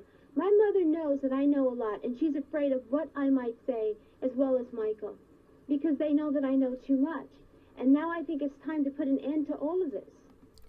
So LaToya goes on to say, like, she says, what 35-year-old man sleeps with little boys and stays with them for a week or 2 weeks or whatever, and they sleep in the same bed? Most people would say that's totally wrong. That's totally unfair. So, anyways, this is news coming out today, and Drudge Report, Sundance, Michael Jackson forced 9 boy to marry him, and Matt Walsh says, why aren't we talking about... Because people have these heroes in life, and they want to continue. Nobody wants to make the harsh stances. And this is what I was talking about yesterday about how did this happen, our abortion happen in our country. Right. With the fact that we have more Christians in our country than not in our country, in the world. Okay. We have the same power that the disciples had to heal and to spread the gospel. I mean, literally to say to this mountain, be thou removed and cast in the sea, and it will be done. We have that same power as Christians, and we are completely impotent. We have no power. We don't walk that out. Our country should never, ever, ever, in any state, in anywhere, be able to put into law that it is legal to murder infants. So how did we get here? We got here because we have been lulled into this false sense of security that says God doesn't care if I enjoy Michael Jackson's music, even though he was a pedophile. You know what? God cares. So it's that simple. I was walking dogs the other day, and I don't know why this came to me, but the name, and I've heard the name, but I didn't know who it was. I was thinking about art. Have you guys, raise your hand if you guys have heard of Salvador Dali? I'm going to be honest, the name only vaguely rang a bell until you showed me the picture. He was a very eccentric, surreal artist and painter. If you don't know surrealism, it's, anything that has to do with like craziness, like, It wouldn't be real. It wouldn't. Right. It doesn't make sense. It's not real. It doesn't make sense. He was earthquake. I think a Spanish guy who came on the scene with crazy paintings, and he was in the time of like the 20s and 30s. You have to just calm down. I don't know what to do with this. I know. Let me get some peanut butter treats from Uncle Jack. Is that what's? He's got he's got a big case of it. Just try it. And I felt like, and this is kind of a spiritual thing, guys, like this kind of thing is the answer to how New York ended up the way it is. Because New York is known as what? The art capital of the world, right? Everybody goes to New York to be an actor or an artist. They have all the museums and everybody wants to go to New York. Well, this guy goes to New York and he stages all these crazy shenanigans. He's one of the most perverted people on the face of the planet. And when we're talking about George Orwell, Sydney, here you go. George Orwell saw the culture that allowed for a sexualization of our nation. He was a really great artist. Like you have to, and George Orwell points this out. He's like, it's not just enough to say, oh, the art's no good, because the way he does lines, the way he does 3D, the way he does things, he has an intense, immense talent. But George Orwell says it doesn't matter if Hitler came back and raped a bunch of kids, or if Shakespeare came back and started raping people, then we don't want another Macbeth from him. Right. You know what I mean? We don't want art from crazy people. There's a guy, Brian Singer, who he is X-Men guy. He's a director, and he just directed, and I can't believe these are the ones that are coming up. I can't believe this. That's because I'm not spelling it right. Sorry. Bohemian Rhapsody. His Bohemian Rhapsody just like wiped the floor with the awards. You had all the X-Men, Superman Returns, and an Open Secret. And we did a video on an Open Secret. Outed this guy beforehand. Yeah. And I think that's why an Open Secret has been our coverage of that documentary. That specific video has come back up, and I'm getting a lot of comments, and it's getting a lot of views right now. Right. And new abuse allegations. I can't even spell. Sorry. So Apple Mark says Dolly's wife used to feed him heroin to stimulate those paintings. Google it. I don't know if that was part of it. I read a lot about him, but his wife was crazy. And it was in the Atlantic. And here the Bohemian Rhapsody director Brian Singer has been trailed by accusations of sexual misconduct for over 20 years. Alleged victims tell their stories. And I'm just going to give you a little bit of this because the idea that Hollywood and art, and it's okay to be a horrible person as long as you produce something. And when they call Trump a Nazi, and when they say Trump is this, Trump is that, what they're doing is they're deflecting. Yeah. Because if Trump were a perpetrator or a rapist or something like that, or a child molester, then no, we shouldn't have him up there. But what the left does to try to explain away these things, like, it wasn't sex. It was consensual with 14-year-old girl with the, you know, the one guy they always talk about. Yeah. From the 70s. What's that guy's name? Anyways, Donald Trump made a joke, and he said these women throw themselves at you. They will let you just grab them by the blank. Right. He says they will let you. He doesn't say, hey, you know Go what I and do that. I go up and do this, and I molest these women. I'm not, you know, there's a big difference because, I mean, even Solomon, Song of Solomon, Proverbs talks about women who throw themselves on men. Yeah. And yeah, Trump was a playboy, but that's not illegal, predatory. Would every man that ever took advantage of a woman throwing themselves at him please stand up and take themselves to jail right now? Exactly. So here you have Bryan Singer, who wasn't just he was a homosexual who took advantage of children, young boys, teenagers, you could say. I want to skip the parts of his movies. There is a long, just go watch an Open Secret, but there's more to these allegations. The Atlantic spent 12 months investigating various lawsuits and allegations against Singer. In total, they spoke to 50 sources, including 4 men who have never told their stories to reporters. A man they will call Eric told us when he was 17 in 1997 that he and Singer had this party, you know, at a director's house, and they all have the same story, and they're all documented, like they're all at these parties. Right. Why are these teenagers sleeping over at these parties with adult males? Okay, you know something is going on. Both say Singer, who was in their 30s, knew they were under 18, and he did things, and he seduced them with money. He would just hand them like a $5,000 here or $1,000 there. Right. And so this is Bryan Singer who gets away with this. But George Orwell wrote this in 1944 to warn us that a society that allows this kind of perversion and calls it art. Right. Okay. Why is Marina Abramovich a thing? Why is Lady Gaga a thing with her meat dress? It all goes back to this satanic mindset that was kind of Aleister Crowleyism that was brought in the 20s and 30s. But why was it brought in? There's a spirit of death that brought in. And it's brought in with 1914, 1913. We trace it back to the beginning of the Federal Reserve, because with the fake dollars, you can begin to have power and control over people that you don't have otherwise. So you have war. Yeah. You have the First World War. Okay, which is and when he's writing this in World War, it is 1944. World War II is beginning to wind down. So this essay, I'm just going to read a little bit of this. And hang on, though, I want to reiterate, why are we talking about this? How did we segue from abortion to your thoughts on this, and God literally just speaking to you out of nowhere? Out of nowhere. He said Salvador Dali. He said New York. He said look at New York. Look at the art. It's the art. So you Googled it, and this was on the 24th. And you found out that his birthday was on January 23rd. Well, his death day. His death day, excuse me. And it is celebrated every year. It's celebrated every year as he is quite famously the world's most famous surreal artist and one of the most famous artists in the world. Right. And they're actually coming out with a, and I can even show you. So how did we get to being a nation that sacrifices children, that kills babies, just like they did...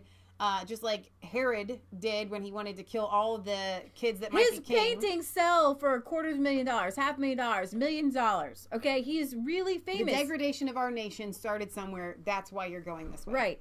And they're actually making a new version of him in the Florida Museum, to where they picked an actor, and you can go, and it's called Dali Lives, and he'll talk to you. Years. That's creepy. I in life always believe the desire to survive and it's CGI. The fear of death. It's an actor in CGI. Artistic sentiments. I understand that better now. But there is one thing that makes me different. I do not believe in my death. Do you? So he's painted as this kind of just eccentric guy, just a little bit crazy. And in New York, their lust and love for art at all costs leads to child molestation. Well, you can literally package up child molestation, put it in a box, and as long as you label it as art, it's okay. Yeah, and pictures of naked babies and whatnot. Any kind of abuse. Exactly. Okay, so why do we have abortion in the first place? Mm-hmm. We have it because men didn't want to be responsible. They say feminism is all abortion is a feminist. No, I have to tell you the people that were pushing it, the people were men whispering into women's ears, "Don't you want freedom? Don't you want freedom from being tied down? And you don't want to have children. You want to be able to have free sex? No. Because responsibility for the past 8,000 years has always fallen on the man to take care of the woman and the children that he has with her. Abortion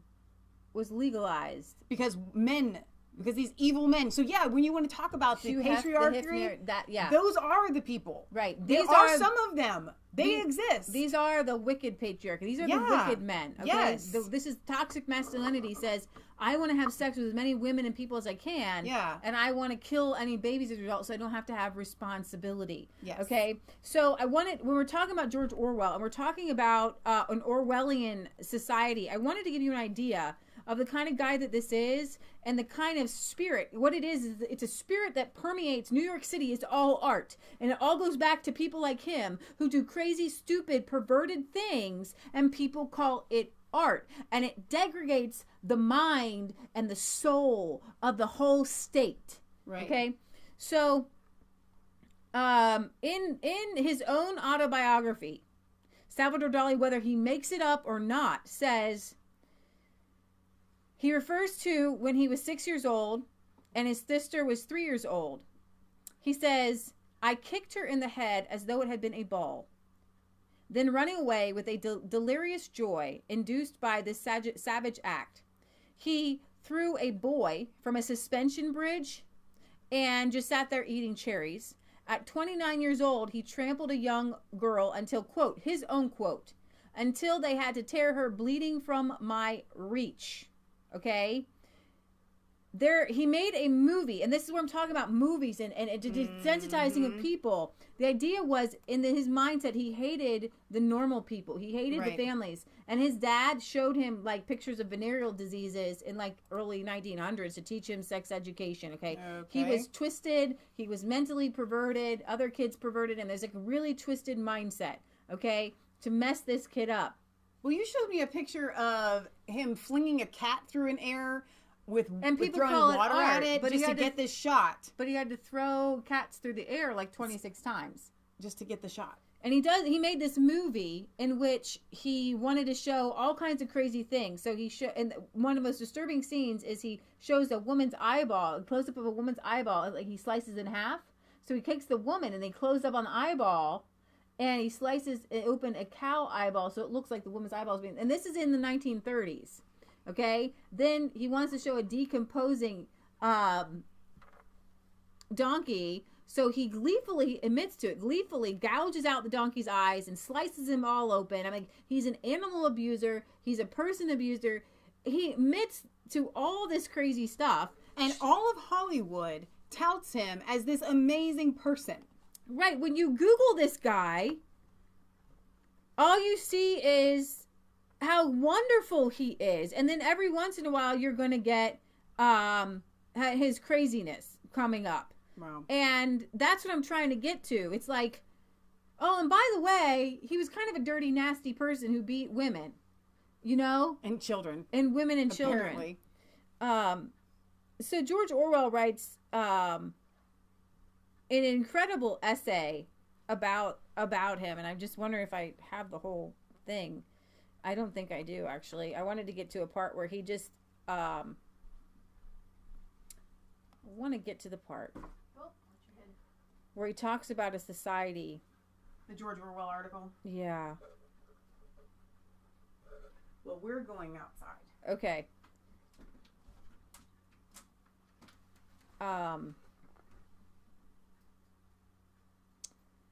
He says, over the course of this long book, he wrote his own book, 400 pages. There is more than I've indicated of all crazy things.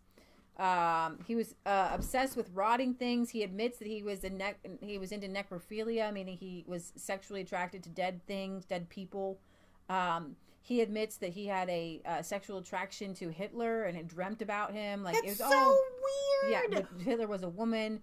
Like, he was a Nazi. He was a real fascist. He loved the fascism in Spain at the time. Like, he's a real Nazi. He's a real fascist. But it's okay to support Salvador Dali. He really abuses women. Yeah.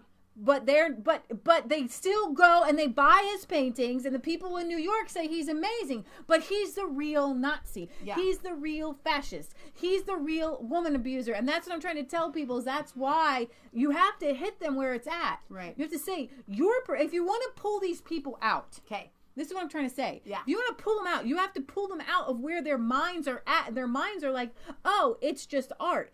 And you have to show them, and you have to throw back on them the stuff that they're throwing at you. Well, if you think that Trump is this, then you need to denounce this. And when you need to take your $500,000 Dolly and burn it in solidarity against crippos.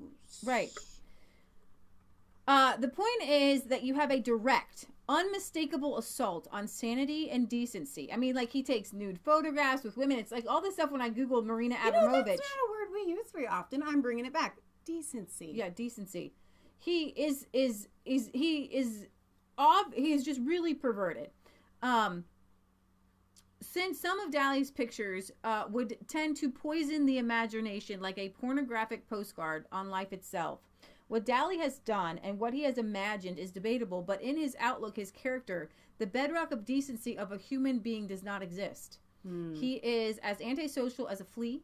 Clearly, such people are undesirable. Remember, we're the deplorables. Do you see? I'm trying to show you that these are the parallels. This is an undesirable person. Yeah. This is a undesirable, abusive, horrible human being. How is it that these kinds of people tend to get out into the limelight?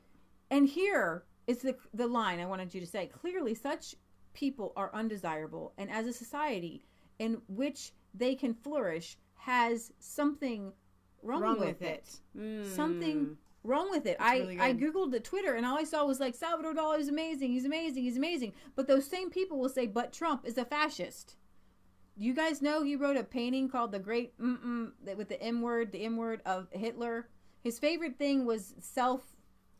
Okay, we are following. And his paintings are titled that word because that's all that he did. He was famous for it. Famous for it in his own book. Cher went to one of his orgy parties, but he doesn't do anything. He doesn't like Hugh Hefner.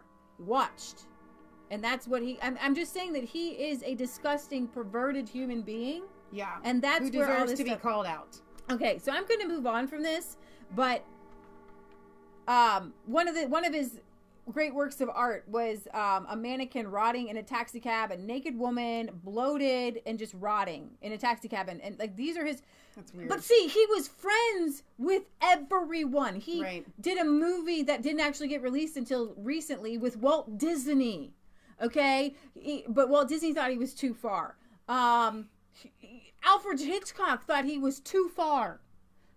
He was friends with all these famous art people, and all these famous art people thought he was just a little bit eccentric, but nobody called him out for his abuse and his obscenity and how it's not art if it's disgusting, if it damages the mind, if it's not even aesthetically pleasing. Rotting ants, a palm with rotting ants come out of it, it's not art. So I'm going to go off of that, but that's how you get abortion. People want to know, how did we get abortion? How did we get here? It was little by little, the devil came in, perverting people's minds through art. Okay, so while you gather your thoughts for where you want to go to next, let's do Roger Stone. Yes, we're going to Roger Stone. I'm going to go straight to my article that I wrote. Leah actually hasn't even heard it yet. I just finished it and had Patriot Gallery edit it before we went live.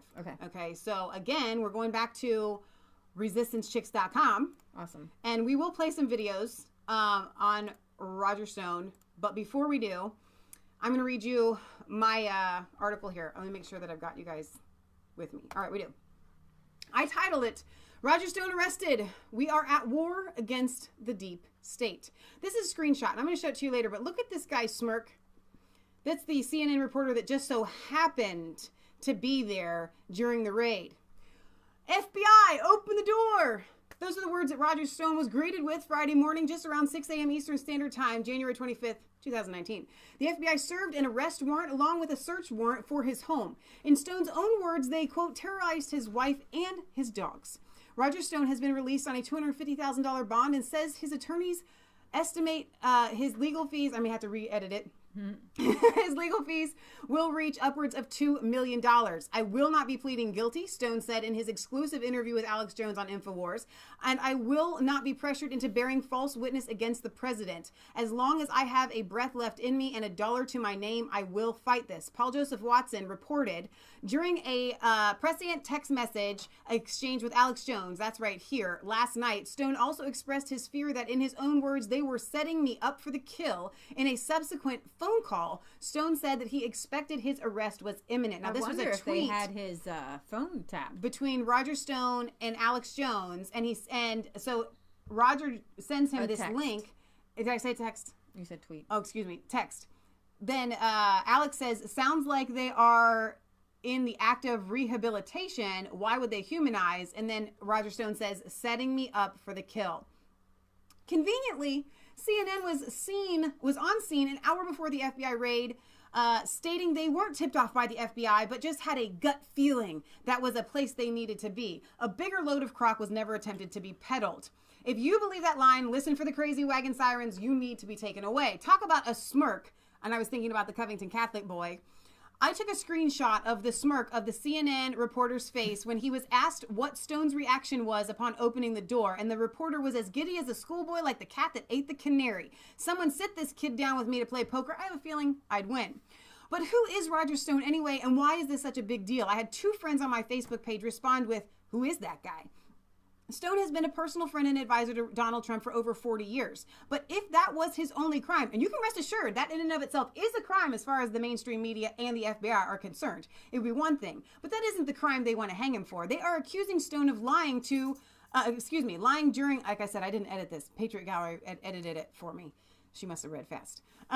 Lied during the post-election Russian investigation, which has come up empty with zero proof of Russian collusion. It's a hollow accusation, but it's what they are running with because they just can't come out and arrest him for his real crimes. The real crime of exposing them, the deep state, of exposing Hillary Clinton, globalism, and laying their sinister plot to undermine the American people. The fabric of our country at every turn, of the lies the mainstream media spew out every day to brainwash the American people to follow like sheep to the slaughter. But let's not forget the biggest crime of all. Stone's association with Alex Jones and Infowars. Regardless of what you think of Alex Jones, he and Infowars.com are the reason Trump won in 2016. They are on the front lines, and if they weren't undercutting the enemy at every turn, they wouldn't be so bloodthirsty to take him down. Let's face it, these people are scared. Donald Trump was never supposed to become president. They had rigged the election. They tabled the investigation into Hillary's email scandal so that it would be swept under the rug because they had their big plans and they needed Clinton in order to implement them. War with Russia, taking out Assad, pushing the LGBT agenda, legalizing pedophilia, ensuring abortion rights are upheld and furthered, as we saw in New York on Tuesday, in the Supreme Court with their lifetime picks for justices, and so many more. All of that came to a screeching halt November 6, 2016, and they've been trying to sabotage Trump's presidency ever since. Alexandria Ocasio-Cortez said recently that climate change is our World War II. This is the picture that I told you guys, the meme that I made here. We are in a war, but climate change isn't it. We are in a war for the rights of all human beings, the preborn, the youth, the elderly, and everyone in between. We are at war to defend the freedoms that our forefathers fought and died for. This war is very, very real, but for the average American, they don't feel it. They don't take notice, and they don't understand the casualties. Why? Because the battlefield is in the virtual realm. It takes place on the web. For years, Hollywood has been telling us that the deep state and what the deep state and globalists are doing, they put it all in the movies we greedily eat up, which serves 2 purposes. A, to desensitize us to its happening, so when we actually do notice it, we don't think it's a big deal. B, to put it in the realm of fiction so we think it's pure fantasy, that it couldn't actually be happening. I need to edit that too. The most well-known and easily identifiable film is The Matrix. It takes place in both the real and virtual world. If you die in The Matrix, you die in real life. Another virtual reality film recently released is Ready Player One, I think. Yeah. Where the stage takes place in virtual reality with humans taking on virtual avatars. Those avatars live entire lives and interact with other people solely on the web.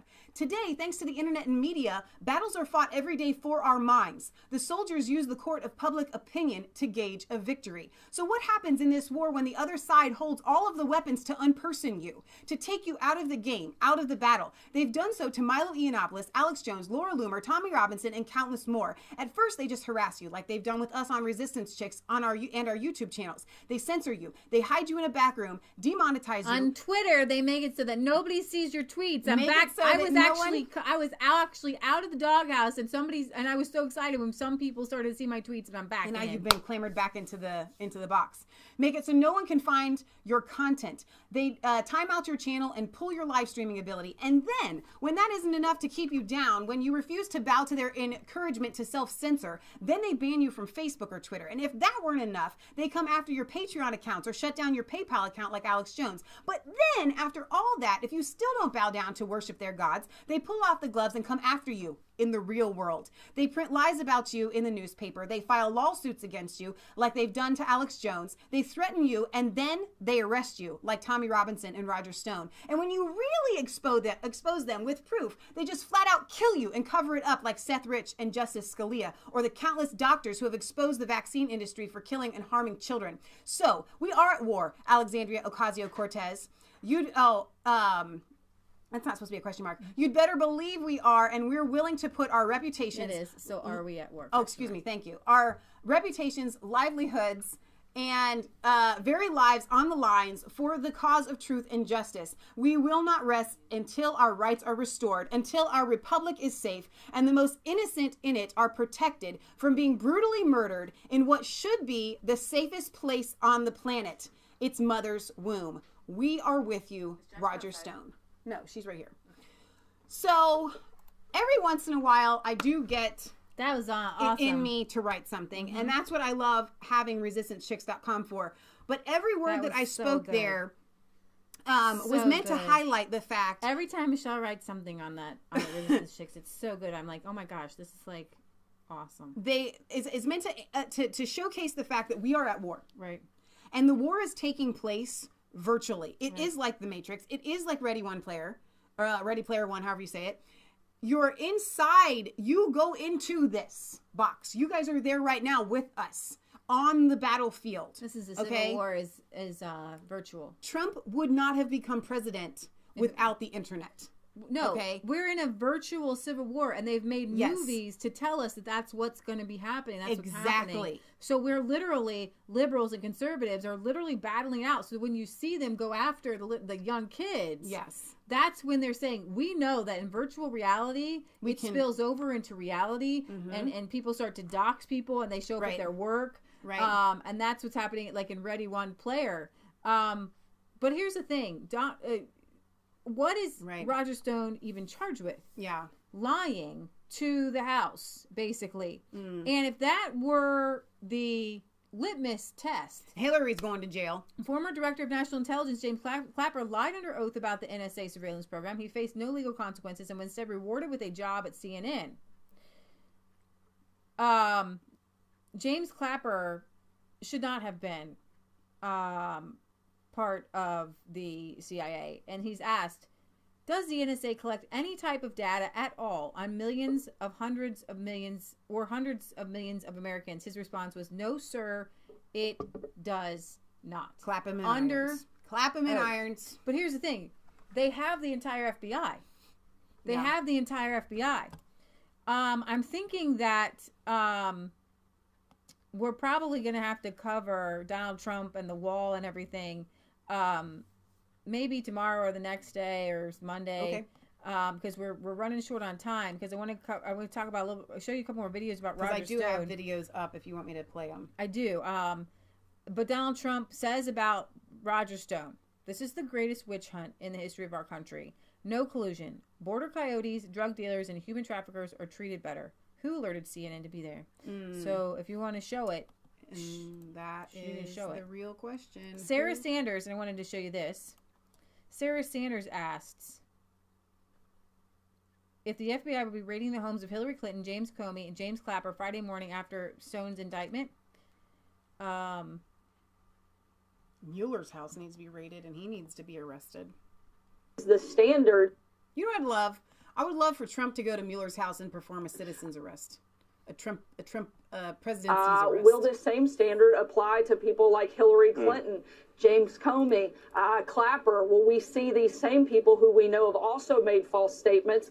Will that same standard apply? And that's a question that we'll have to see what happens on that front. Let me read you a paragraph. And we know it won't, because the CIA and the FBI are filled with, they need to be disbanded. I tweeted out or said that both of them just need to be completely. Well, first of all, they're unconstitutional. Well, yeah. They are wholly unconstitutional. Exactly. So they need to go on that grounds. Clinton's henchmen indict another Trump ally. Mueller isn't interested in the truth. This is Kim.com. The truth is a DNC insider opened the door to DNC data because he witnessed the corruption against Bernie Sanders and wanted to do something about it. He paid with his life. I don't know if you have the "I will not plead guilty to these charges" video. You can play that one. Not guilty to these charges. I will plead not guilty to these charges. I will defeat them in court. I believe this is a politically motivated investigation. I want you to hear how clear he is. For 66 years old, what my prayer was that this would fuel his fire and keep him going, because he does like attention. He's out, just guys so you know, out on $250,000 bond. Right. And they didn't need to do this pre-dawn raid that you would do for some sort of like crazed. Oh, it's absolutely insane. Murderer. There were 26 cars that showed up. I am troubled by the political motivations of the prosecutors. And as I have said previously, there is no circumstance whatsoever under which I will bear false witness against the president, nor will I make up lies to ease the pressure on myself. I look forward to being fully and completely vindicated. So good for him. Yeah, good for Roger Stone. All right, so let's first go to some clips that Infowars had up on this actual CNN. You know, the way that they covered this is, it's like I said, the cat that ate the canary. That's exactly what this is like. So let me fast forward here to the and powers that be. The raid started of audio. All right, here we. Now listen to the way she says, like, she just even leads into this. They are so hungry for this. This is exclusive CNN video. This is what happened this morning before sunrise, just before 6 a.m., when Roger Stone, longtime Trump associate and advisor, was taken into custody by the FBI. There's a moment of audio on here that I want to play for everyone, because this is what the first sounds that Roger Stone woke up to this morning was the FBI pounding on his door and shouting this. I want to just play this for a moment. Guns drawn, ladies and gentlemen. Guns drawn. Flashlights out, shouting on his front door. Bang, bang.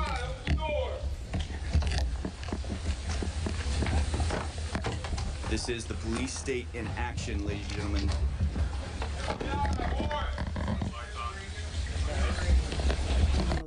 And you point out that when the second time when they say FBI warrant, you'd like to know if that meant search warrant or arrest warrant. I mean, it's clear there's an arrest warrant because he's been indicted.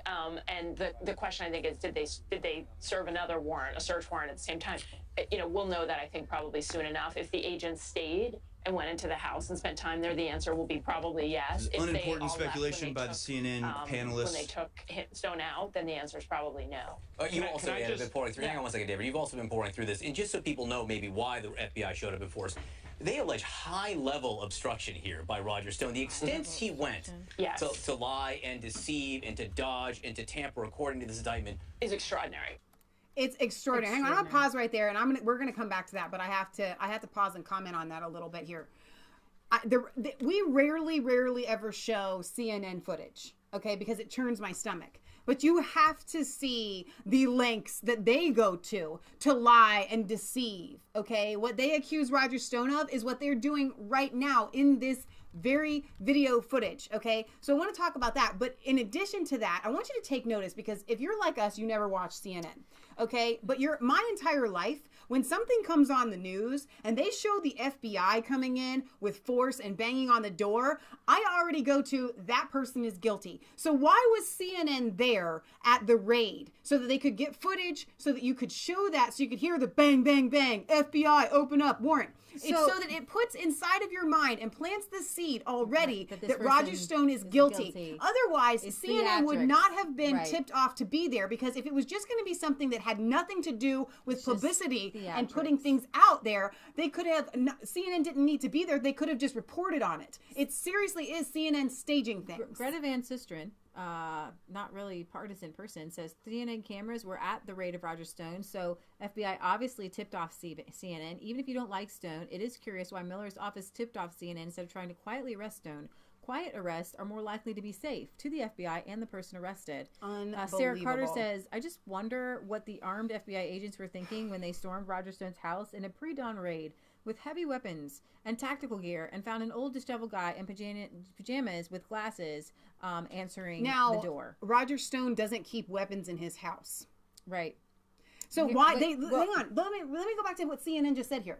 They said, why? Some people might want to know why they showed up with force. Their answer literally was because of his high-level lying. Here's the thing.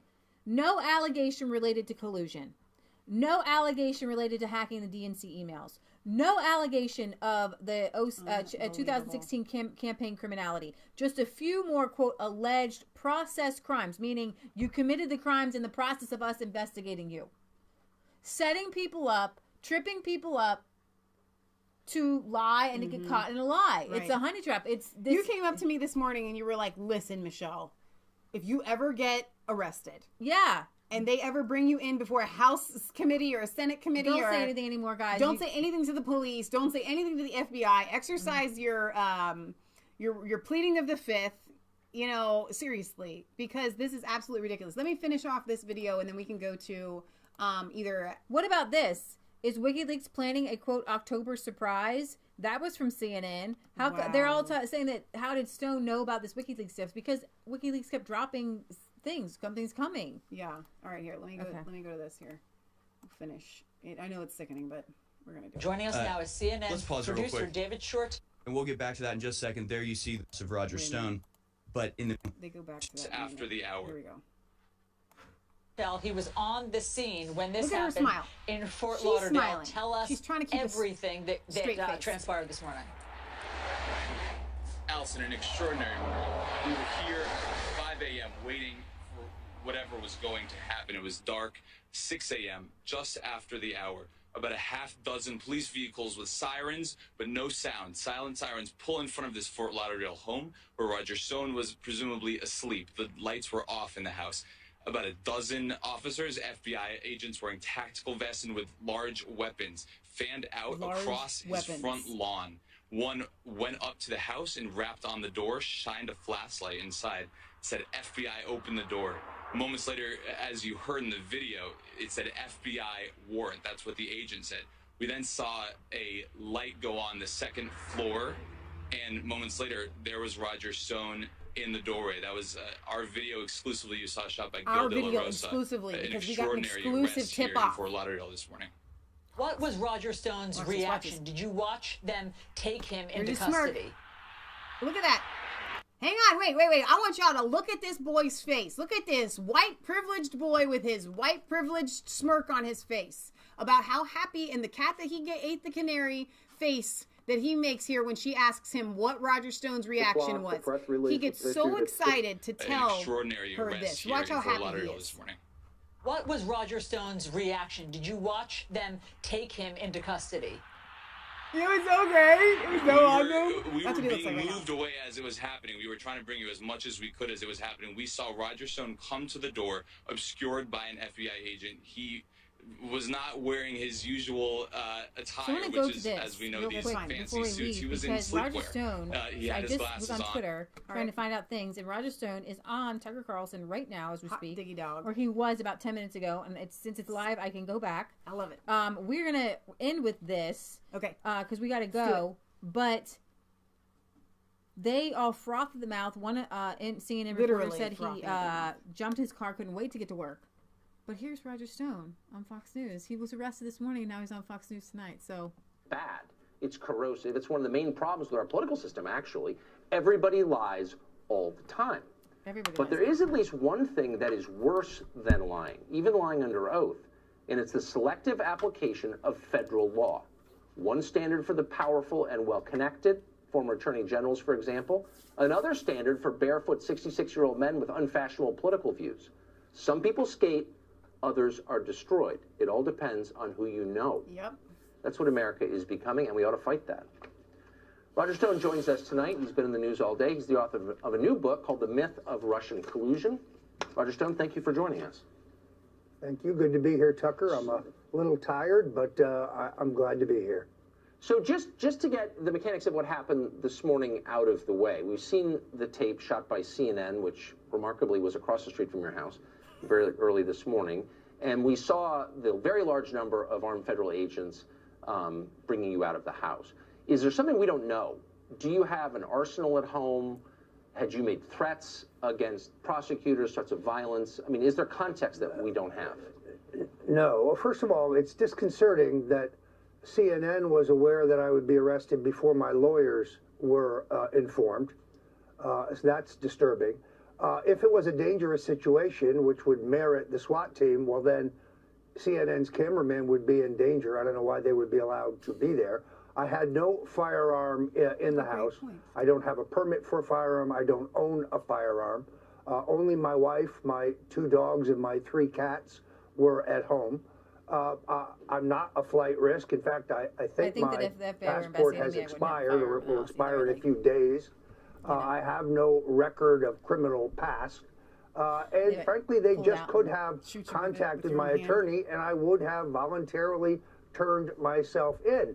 The proof of this is that only hours later, the judge granted me a $250,000 surety bond, meaning on my signature with no funds put forward, because I'm not a flight risk. And as far as the government's contention that they were concerned that I would destroy evidence, they've been in my email and my text messages and my phone calls for 2 years, probably longer, because the New York Times reported on January 20th, 17, that I was among 3 people in the Trump campaign under active surveillance. Hopefully we'll learn something about that in discovery of this case. So that's actually, that gets right to the heart of the charges against you, which are primarily for lying to Congress. And one of the things that you're accused of lying to Congress about is whether or not there was any evidence, you had evidence of communication between you and an intermediary and Julian Assange.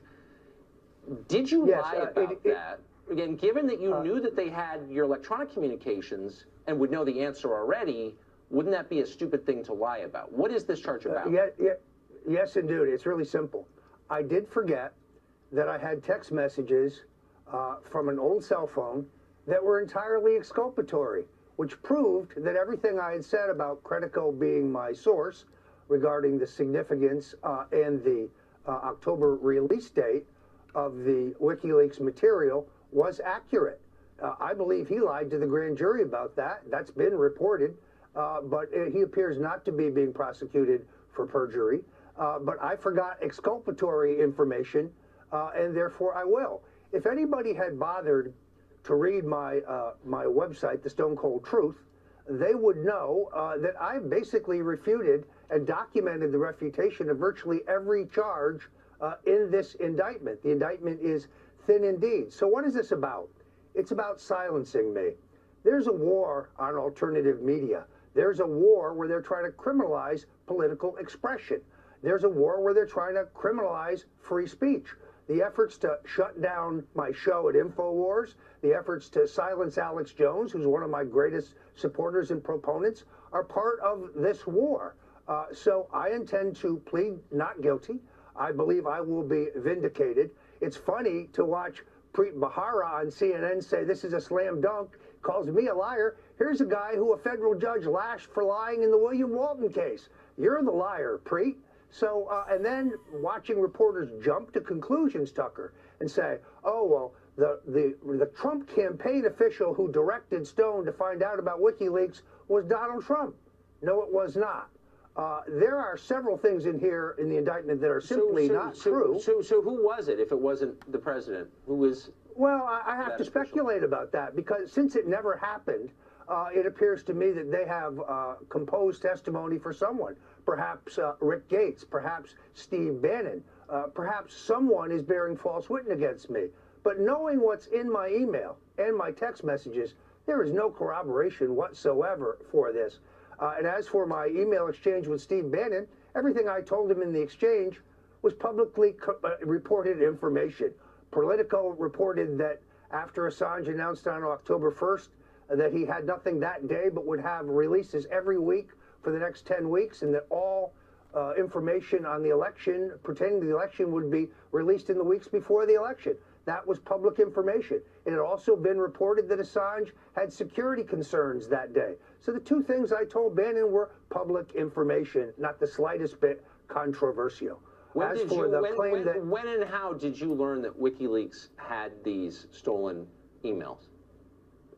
When Julian Assange said it on CNN on July 22nd, 2016, and then repeated it on Fox on August 24th. This was not a state secret. Randy Credico was the source who told me that the material was significant, dynamite, a bombshell, and so on, and that it would be released in October. There's also, I think, a reference to Dr. Corsi in here, Dr. Jerome Corsi, who told me in an email when he was in Italy, August 2nd, that the WikiLeaks disclosures would come shortly thereafter, and there'd be another one immediately after that in August. That all turned out to be incorrect. So there's no evidence that I received anything whatsoever from WikiLeaks, that I knew the subject or the content of this material. Right. Well, that's being used to silence me. That's not even in here. The allegation, as far as I can tell from reading it, is that you lied to this congressional committee. Have you spoken to the president about this? I have not, but again, if you watch CNN or MSNBC, you wouldn't know that because they act as if Stone acted as the conduit between the Trump campaign and WikiLeaks, or between Donald Trump and WikiLeaks. When the president answered the written interrogatories, he correctly and honestly said, Roger Stone and I never discussed this, and we never did. So it's clear, it's clear from reading the indictment, and you've been saying it for at least a year, that the feds were spying on your texts.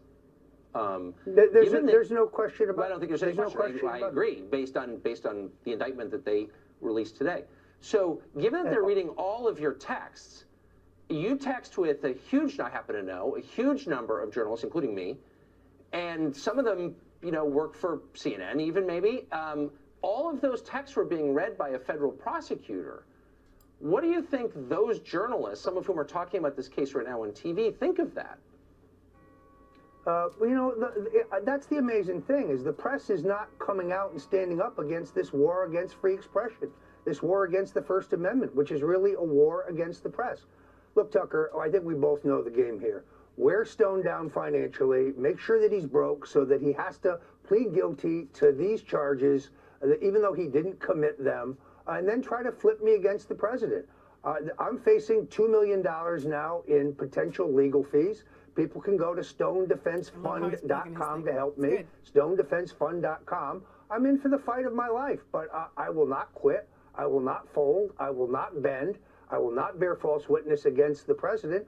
I intend to fight because this indictment is fabricated. This indictment is thin as can be. My attorneys are highly confident that they can win an acquittal if I can get a fair trial in the District of Columbia. What are the potential consequences you face? What are your lawyers telling you they believe prosecutors will push for in terms of a sentence? It's impossible to say. They have not yet had discussion. The only other thing I do want to say is the FBI agents this morning were extraordinarily courteous after the initial confrontation in which I was handcuffed, but I was then taken to the federal courthouse where I was shackled, hand and foot, and went through and had to sit in the holding cell before the judge. The judge was eminently fair, issuing bond. I'm restricted in my travel. I can only travel to the District of Columbia, New York City, and southern Florida. But I'm not a flight risk. I'm 66 years old, and I'm essentially broke since the leaks from the special counsel's office over the last 2 years have dried up my consulting business, since the censorship and shadow banning on Facebook have substantially dried up my book sales. As you know, I had to end my life and health insurance in December because I couldn't meet the premiums anymore. Every dollar I scrape up has to go to this fight, but still I fight on. I mean, do you notice a theme here? It seems like everyone who gets ground up in the gears of this investigation lacks the resources to really fight back. Michael I mean, Flynn. I noticed that no one called Podesta has been pulled into this, but it's you who can't afford health insurance. It's Papadopoulos, who seems broke. It's Carter Page. Who do you expect the prosecutor will indict next, if anyone? Where's this going? Well, I have no idea. They seem to be in hot pursuit of Dr. Jerry Corsi. Dr. Corsi said a number of things about me that are not true, but he says he won't testify against the president. I have the emails and text messages and metadata to prove that many of the allegations he's made against me are not true. But he clearly is referred to, blindly, of course, in this indictment. But I'm sorry to interrupt, but I mean, just take 3 steps back. Who cares? No offense to Jerome Corsi, who seems like a nice guy, but does anyone in America believe that Jerome Corsi is in any way or any sense a threat to American national security or our way of life or democracy? I mean, is he? It seems crazy. I don't think so, nor do I think that legitimate political or journalistic inquiry regarding what the topic of the WikiLeaks disclosures is should be criminalized. I never received any purloined material. We're going to stop it there. You guys can finish it on Tucker because we got to get going, but I'm just really into it as well. Right. So we really do have to sum this up. So I'm just going to say a prayer because we don't really have time for song because we kind of went over and we got to get going.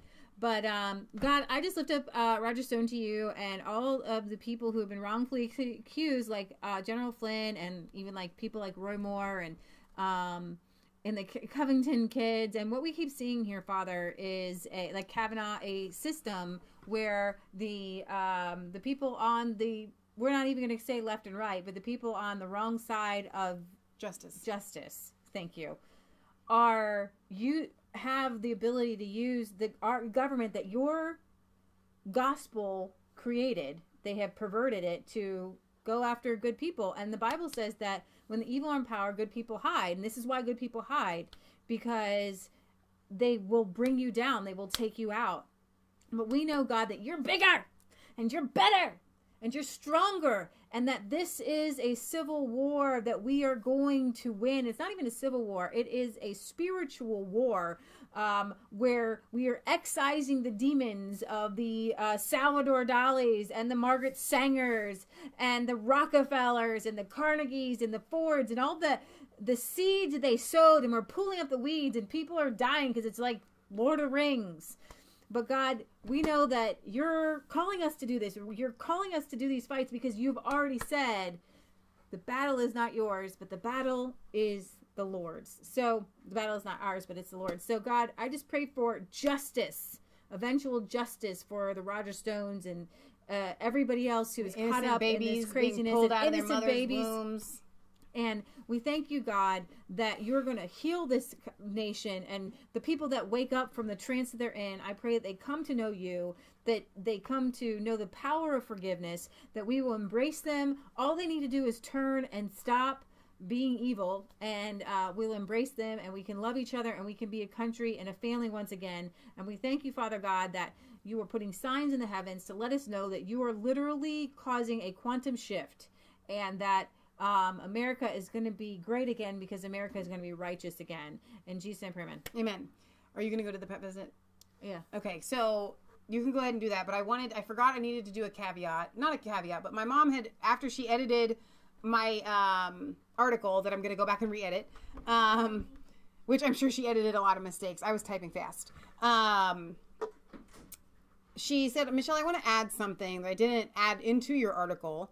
But maybe you can tell the people that the people like Roger Stone and Donald Trump, they unfortunately are being pursued by the very system that they enabled. They didn't create it, but by the very system that they enabled.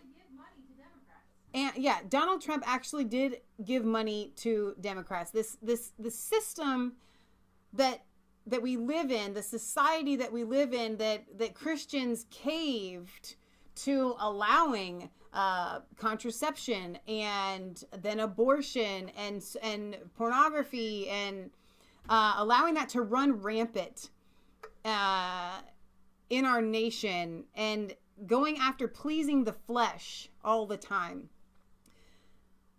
By not nipping it in the bud in the beginning, by not being able to be strong enough to stand up at the time while they were in their youth to say this is wrong, and being supportive of a lot of these evils in the world, that system that was fed like a monster is the system that's coming after them right now. They have grown and they have changed and they have matured and they have repented. Don't misunderstand me. But they have to see this, and it's important that you and I recognize and take responsibility, like I was talking about with the fact that New York legalized murder. As a Christian, we as the body of Christ have to take responsibility for the fact that we have the power to have stopped this. We have the power right now to stop it. And it takes getting on your knees before Almighty God and making a life change and choosing to serve God and not the God of this world that is money and things and ease. Okay? So that's what I wanted to pass along that Patriot Gallery had pointed out to me after she read that article. So I hope that this episode wasn't kind of a bit of a downer, but we had so many things to bring you. I mean, heck, we didn't cover Muslims once. This is a red letter day for resistance chicks. There are powers that be, and there are evils in this world that are beyond terrorism, and they're beyond all of that, and it's so true. It's so true. It's very important that we recognize that. So I want you guys to be excited. We are fighting a war, and I feel it, and I feel like a soldier, and I feel like you guys are soldiers in this, and there are real casualties that are happening. There are real people being unpersoned. They are being shadow banned. They are being taken out of the game. They are being put on the sidelines. They are losing their jobs. They're losing their houses. They're losing their insurance and the whole 9 yards. Because these people come in and they take no thought. They want these kids, these Covington Catholic kids, to be doxxed. They want them to be harassed. They want them to be threatened. They want them to never be able to hold a job for the rest of their lives. This is real deal that's happening.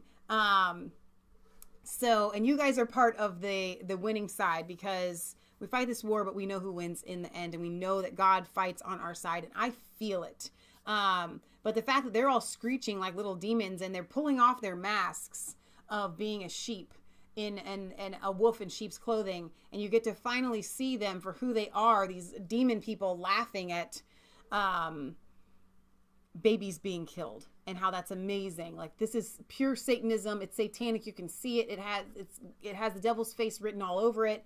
And that's good news, because they have reached their end, and they're digging their own grave, because they are going to keep pushing and pushing and pushing. And every time they do, we rise up and we get stronger. So with that, like Leah said, maybe tomorrow we will bring you Trump and the shutdown. We really had wanted to do that, but there was too much else to cover. So remember, it's not just a conspiracy theory if it's actually the truth. I want you guys to like, comment, and subscribe on Resistance Chicks channel on YouTube, on Mass Faith 3 channel on YouTube. I want you to go to www.resistancechicks.com and register so you get notifications from there when we put out an article or put a video. And maybe it's double notifications, and maybe it seems like a bit much, but I say it's better to be safe than sorry. Trust me, my email box is full. with a lot of notifications that people need to get to me.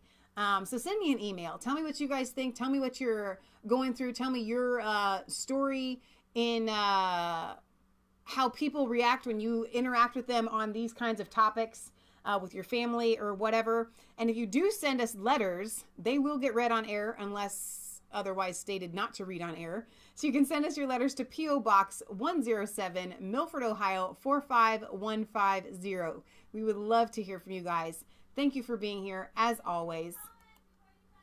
Oh, Leah wanted me to read some comments before I signed off here. Here's Mom in the chat. Repent, turn to Jesus Christ, our Lord and Savior, for the remission, forgiveness of your sins, that your souls might be saved. Remission is cancellation of debt, charge, or penalty. Let's see. 5 Cent says, the left has blood on their hands. They like to say we do, but it's them, and we must tell them over and over again.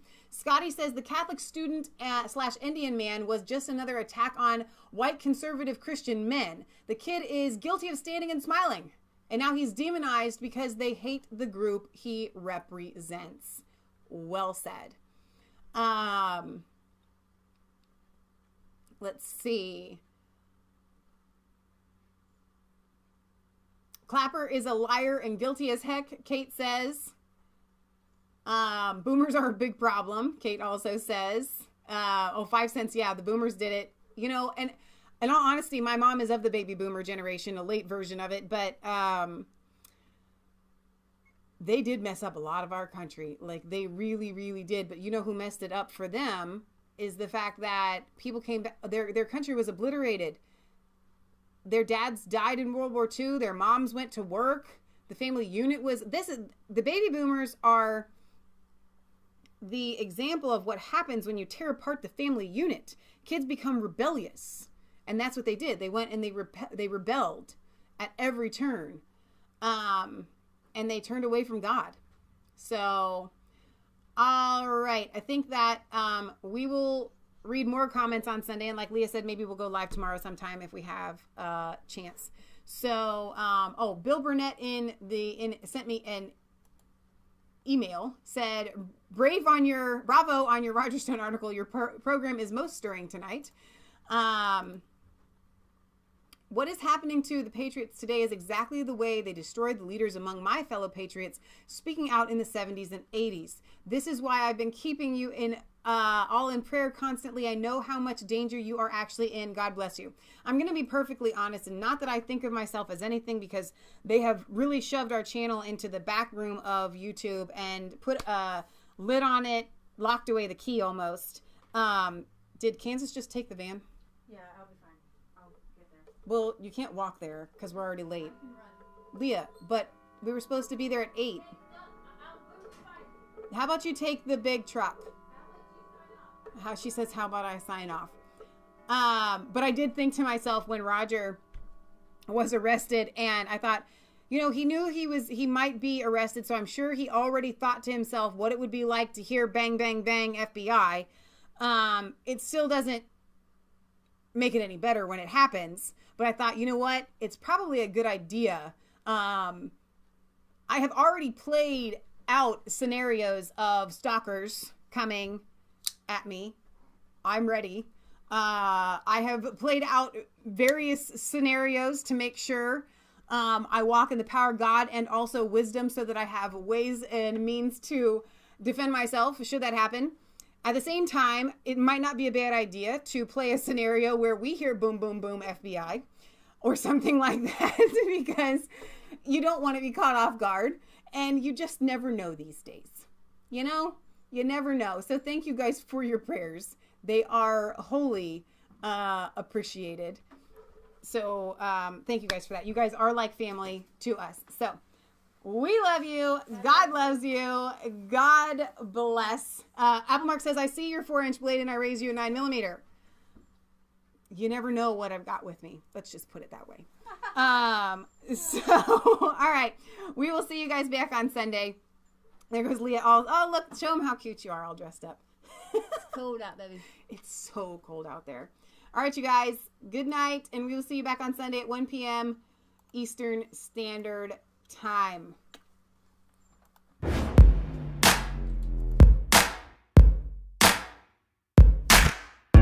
I was called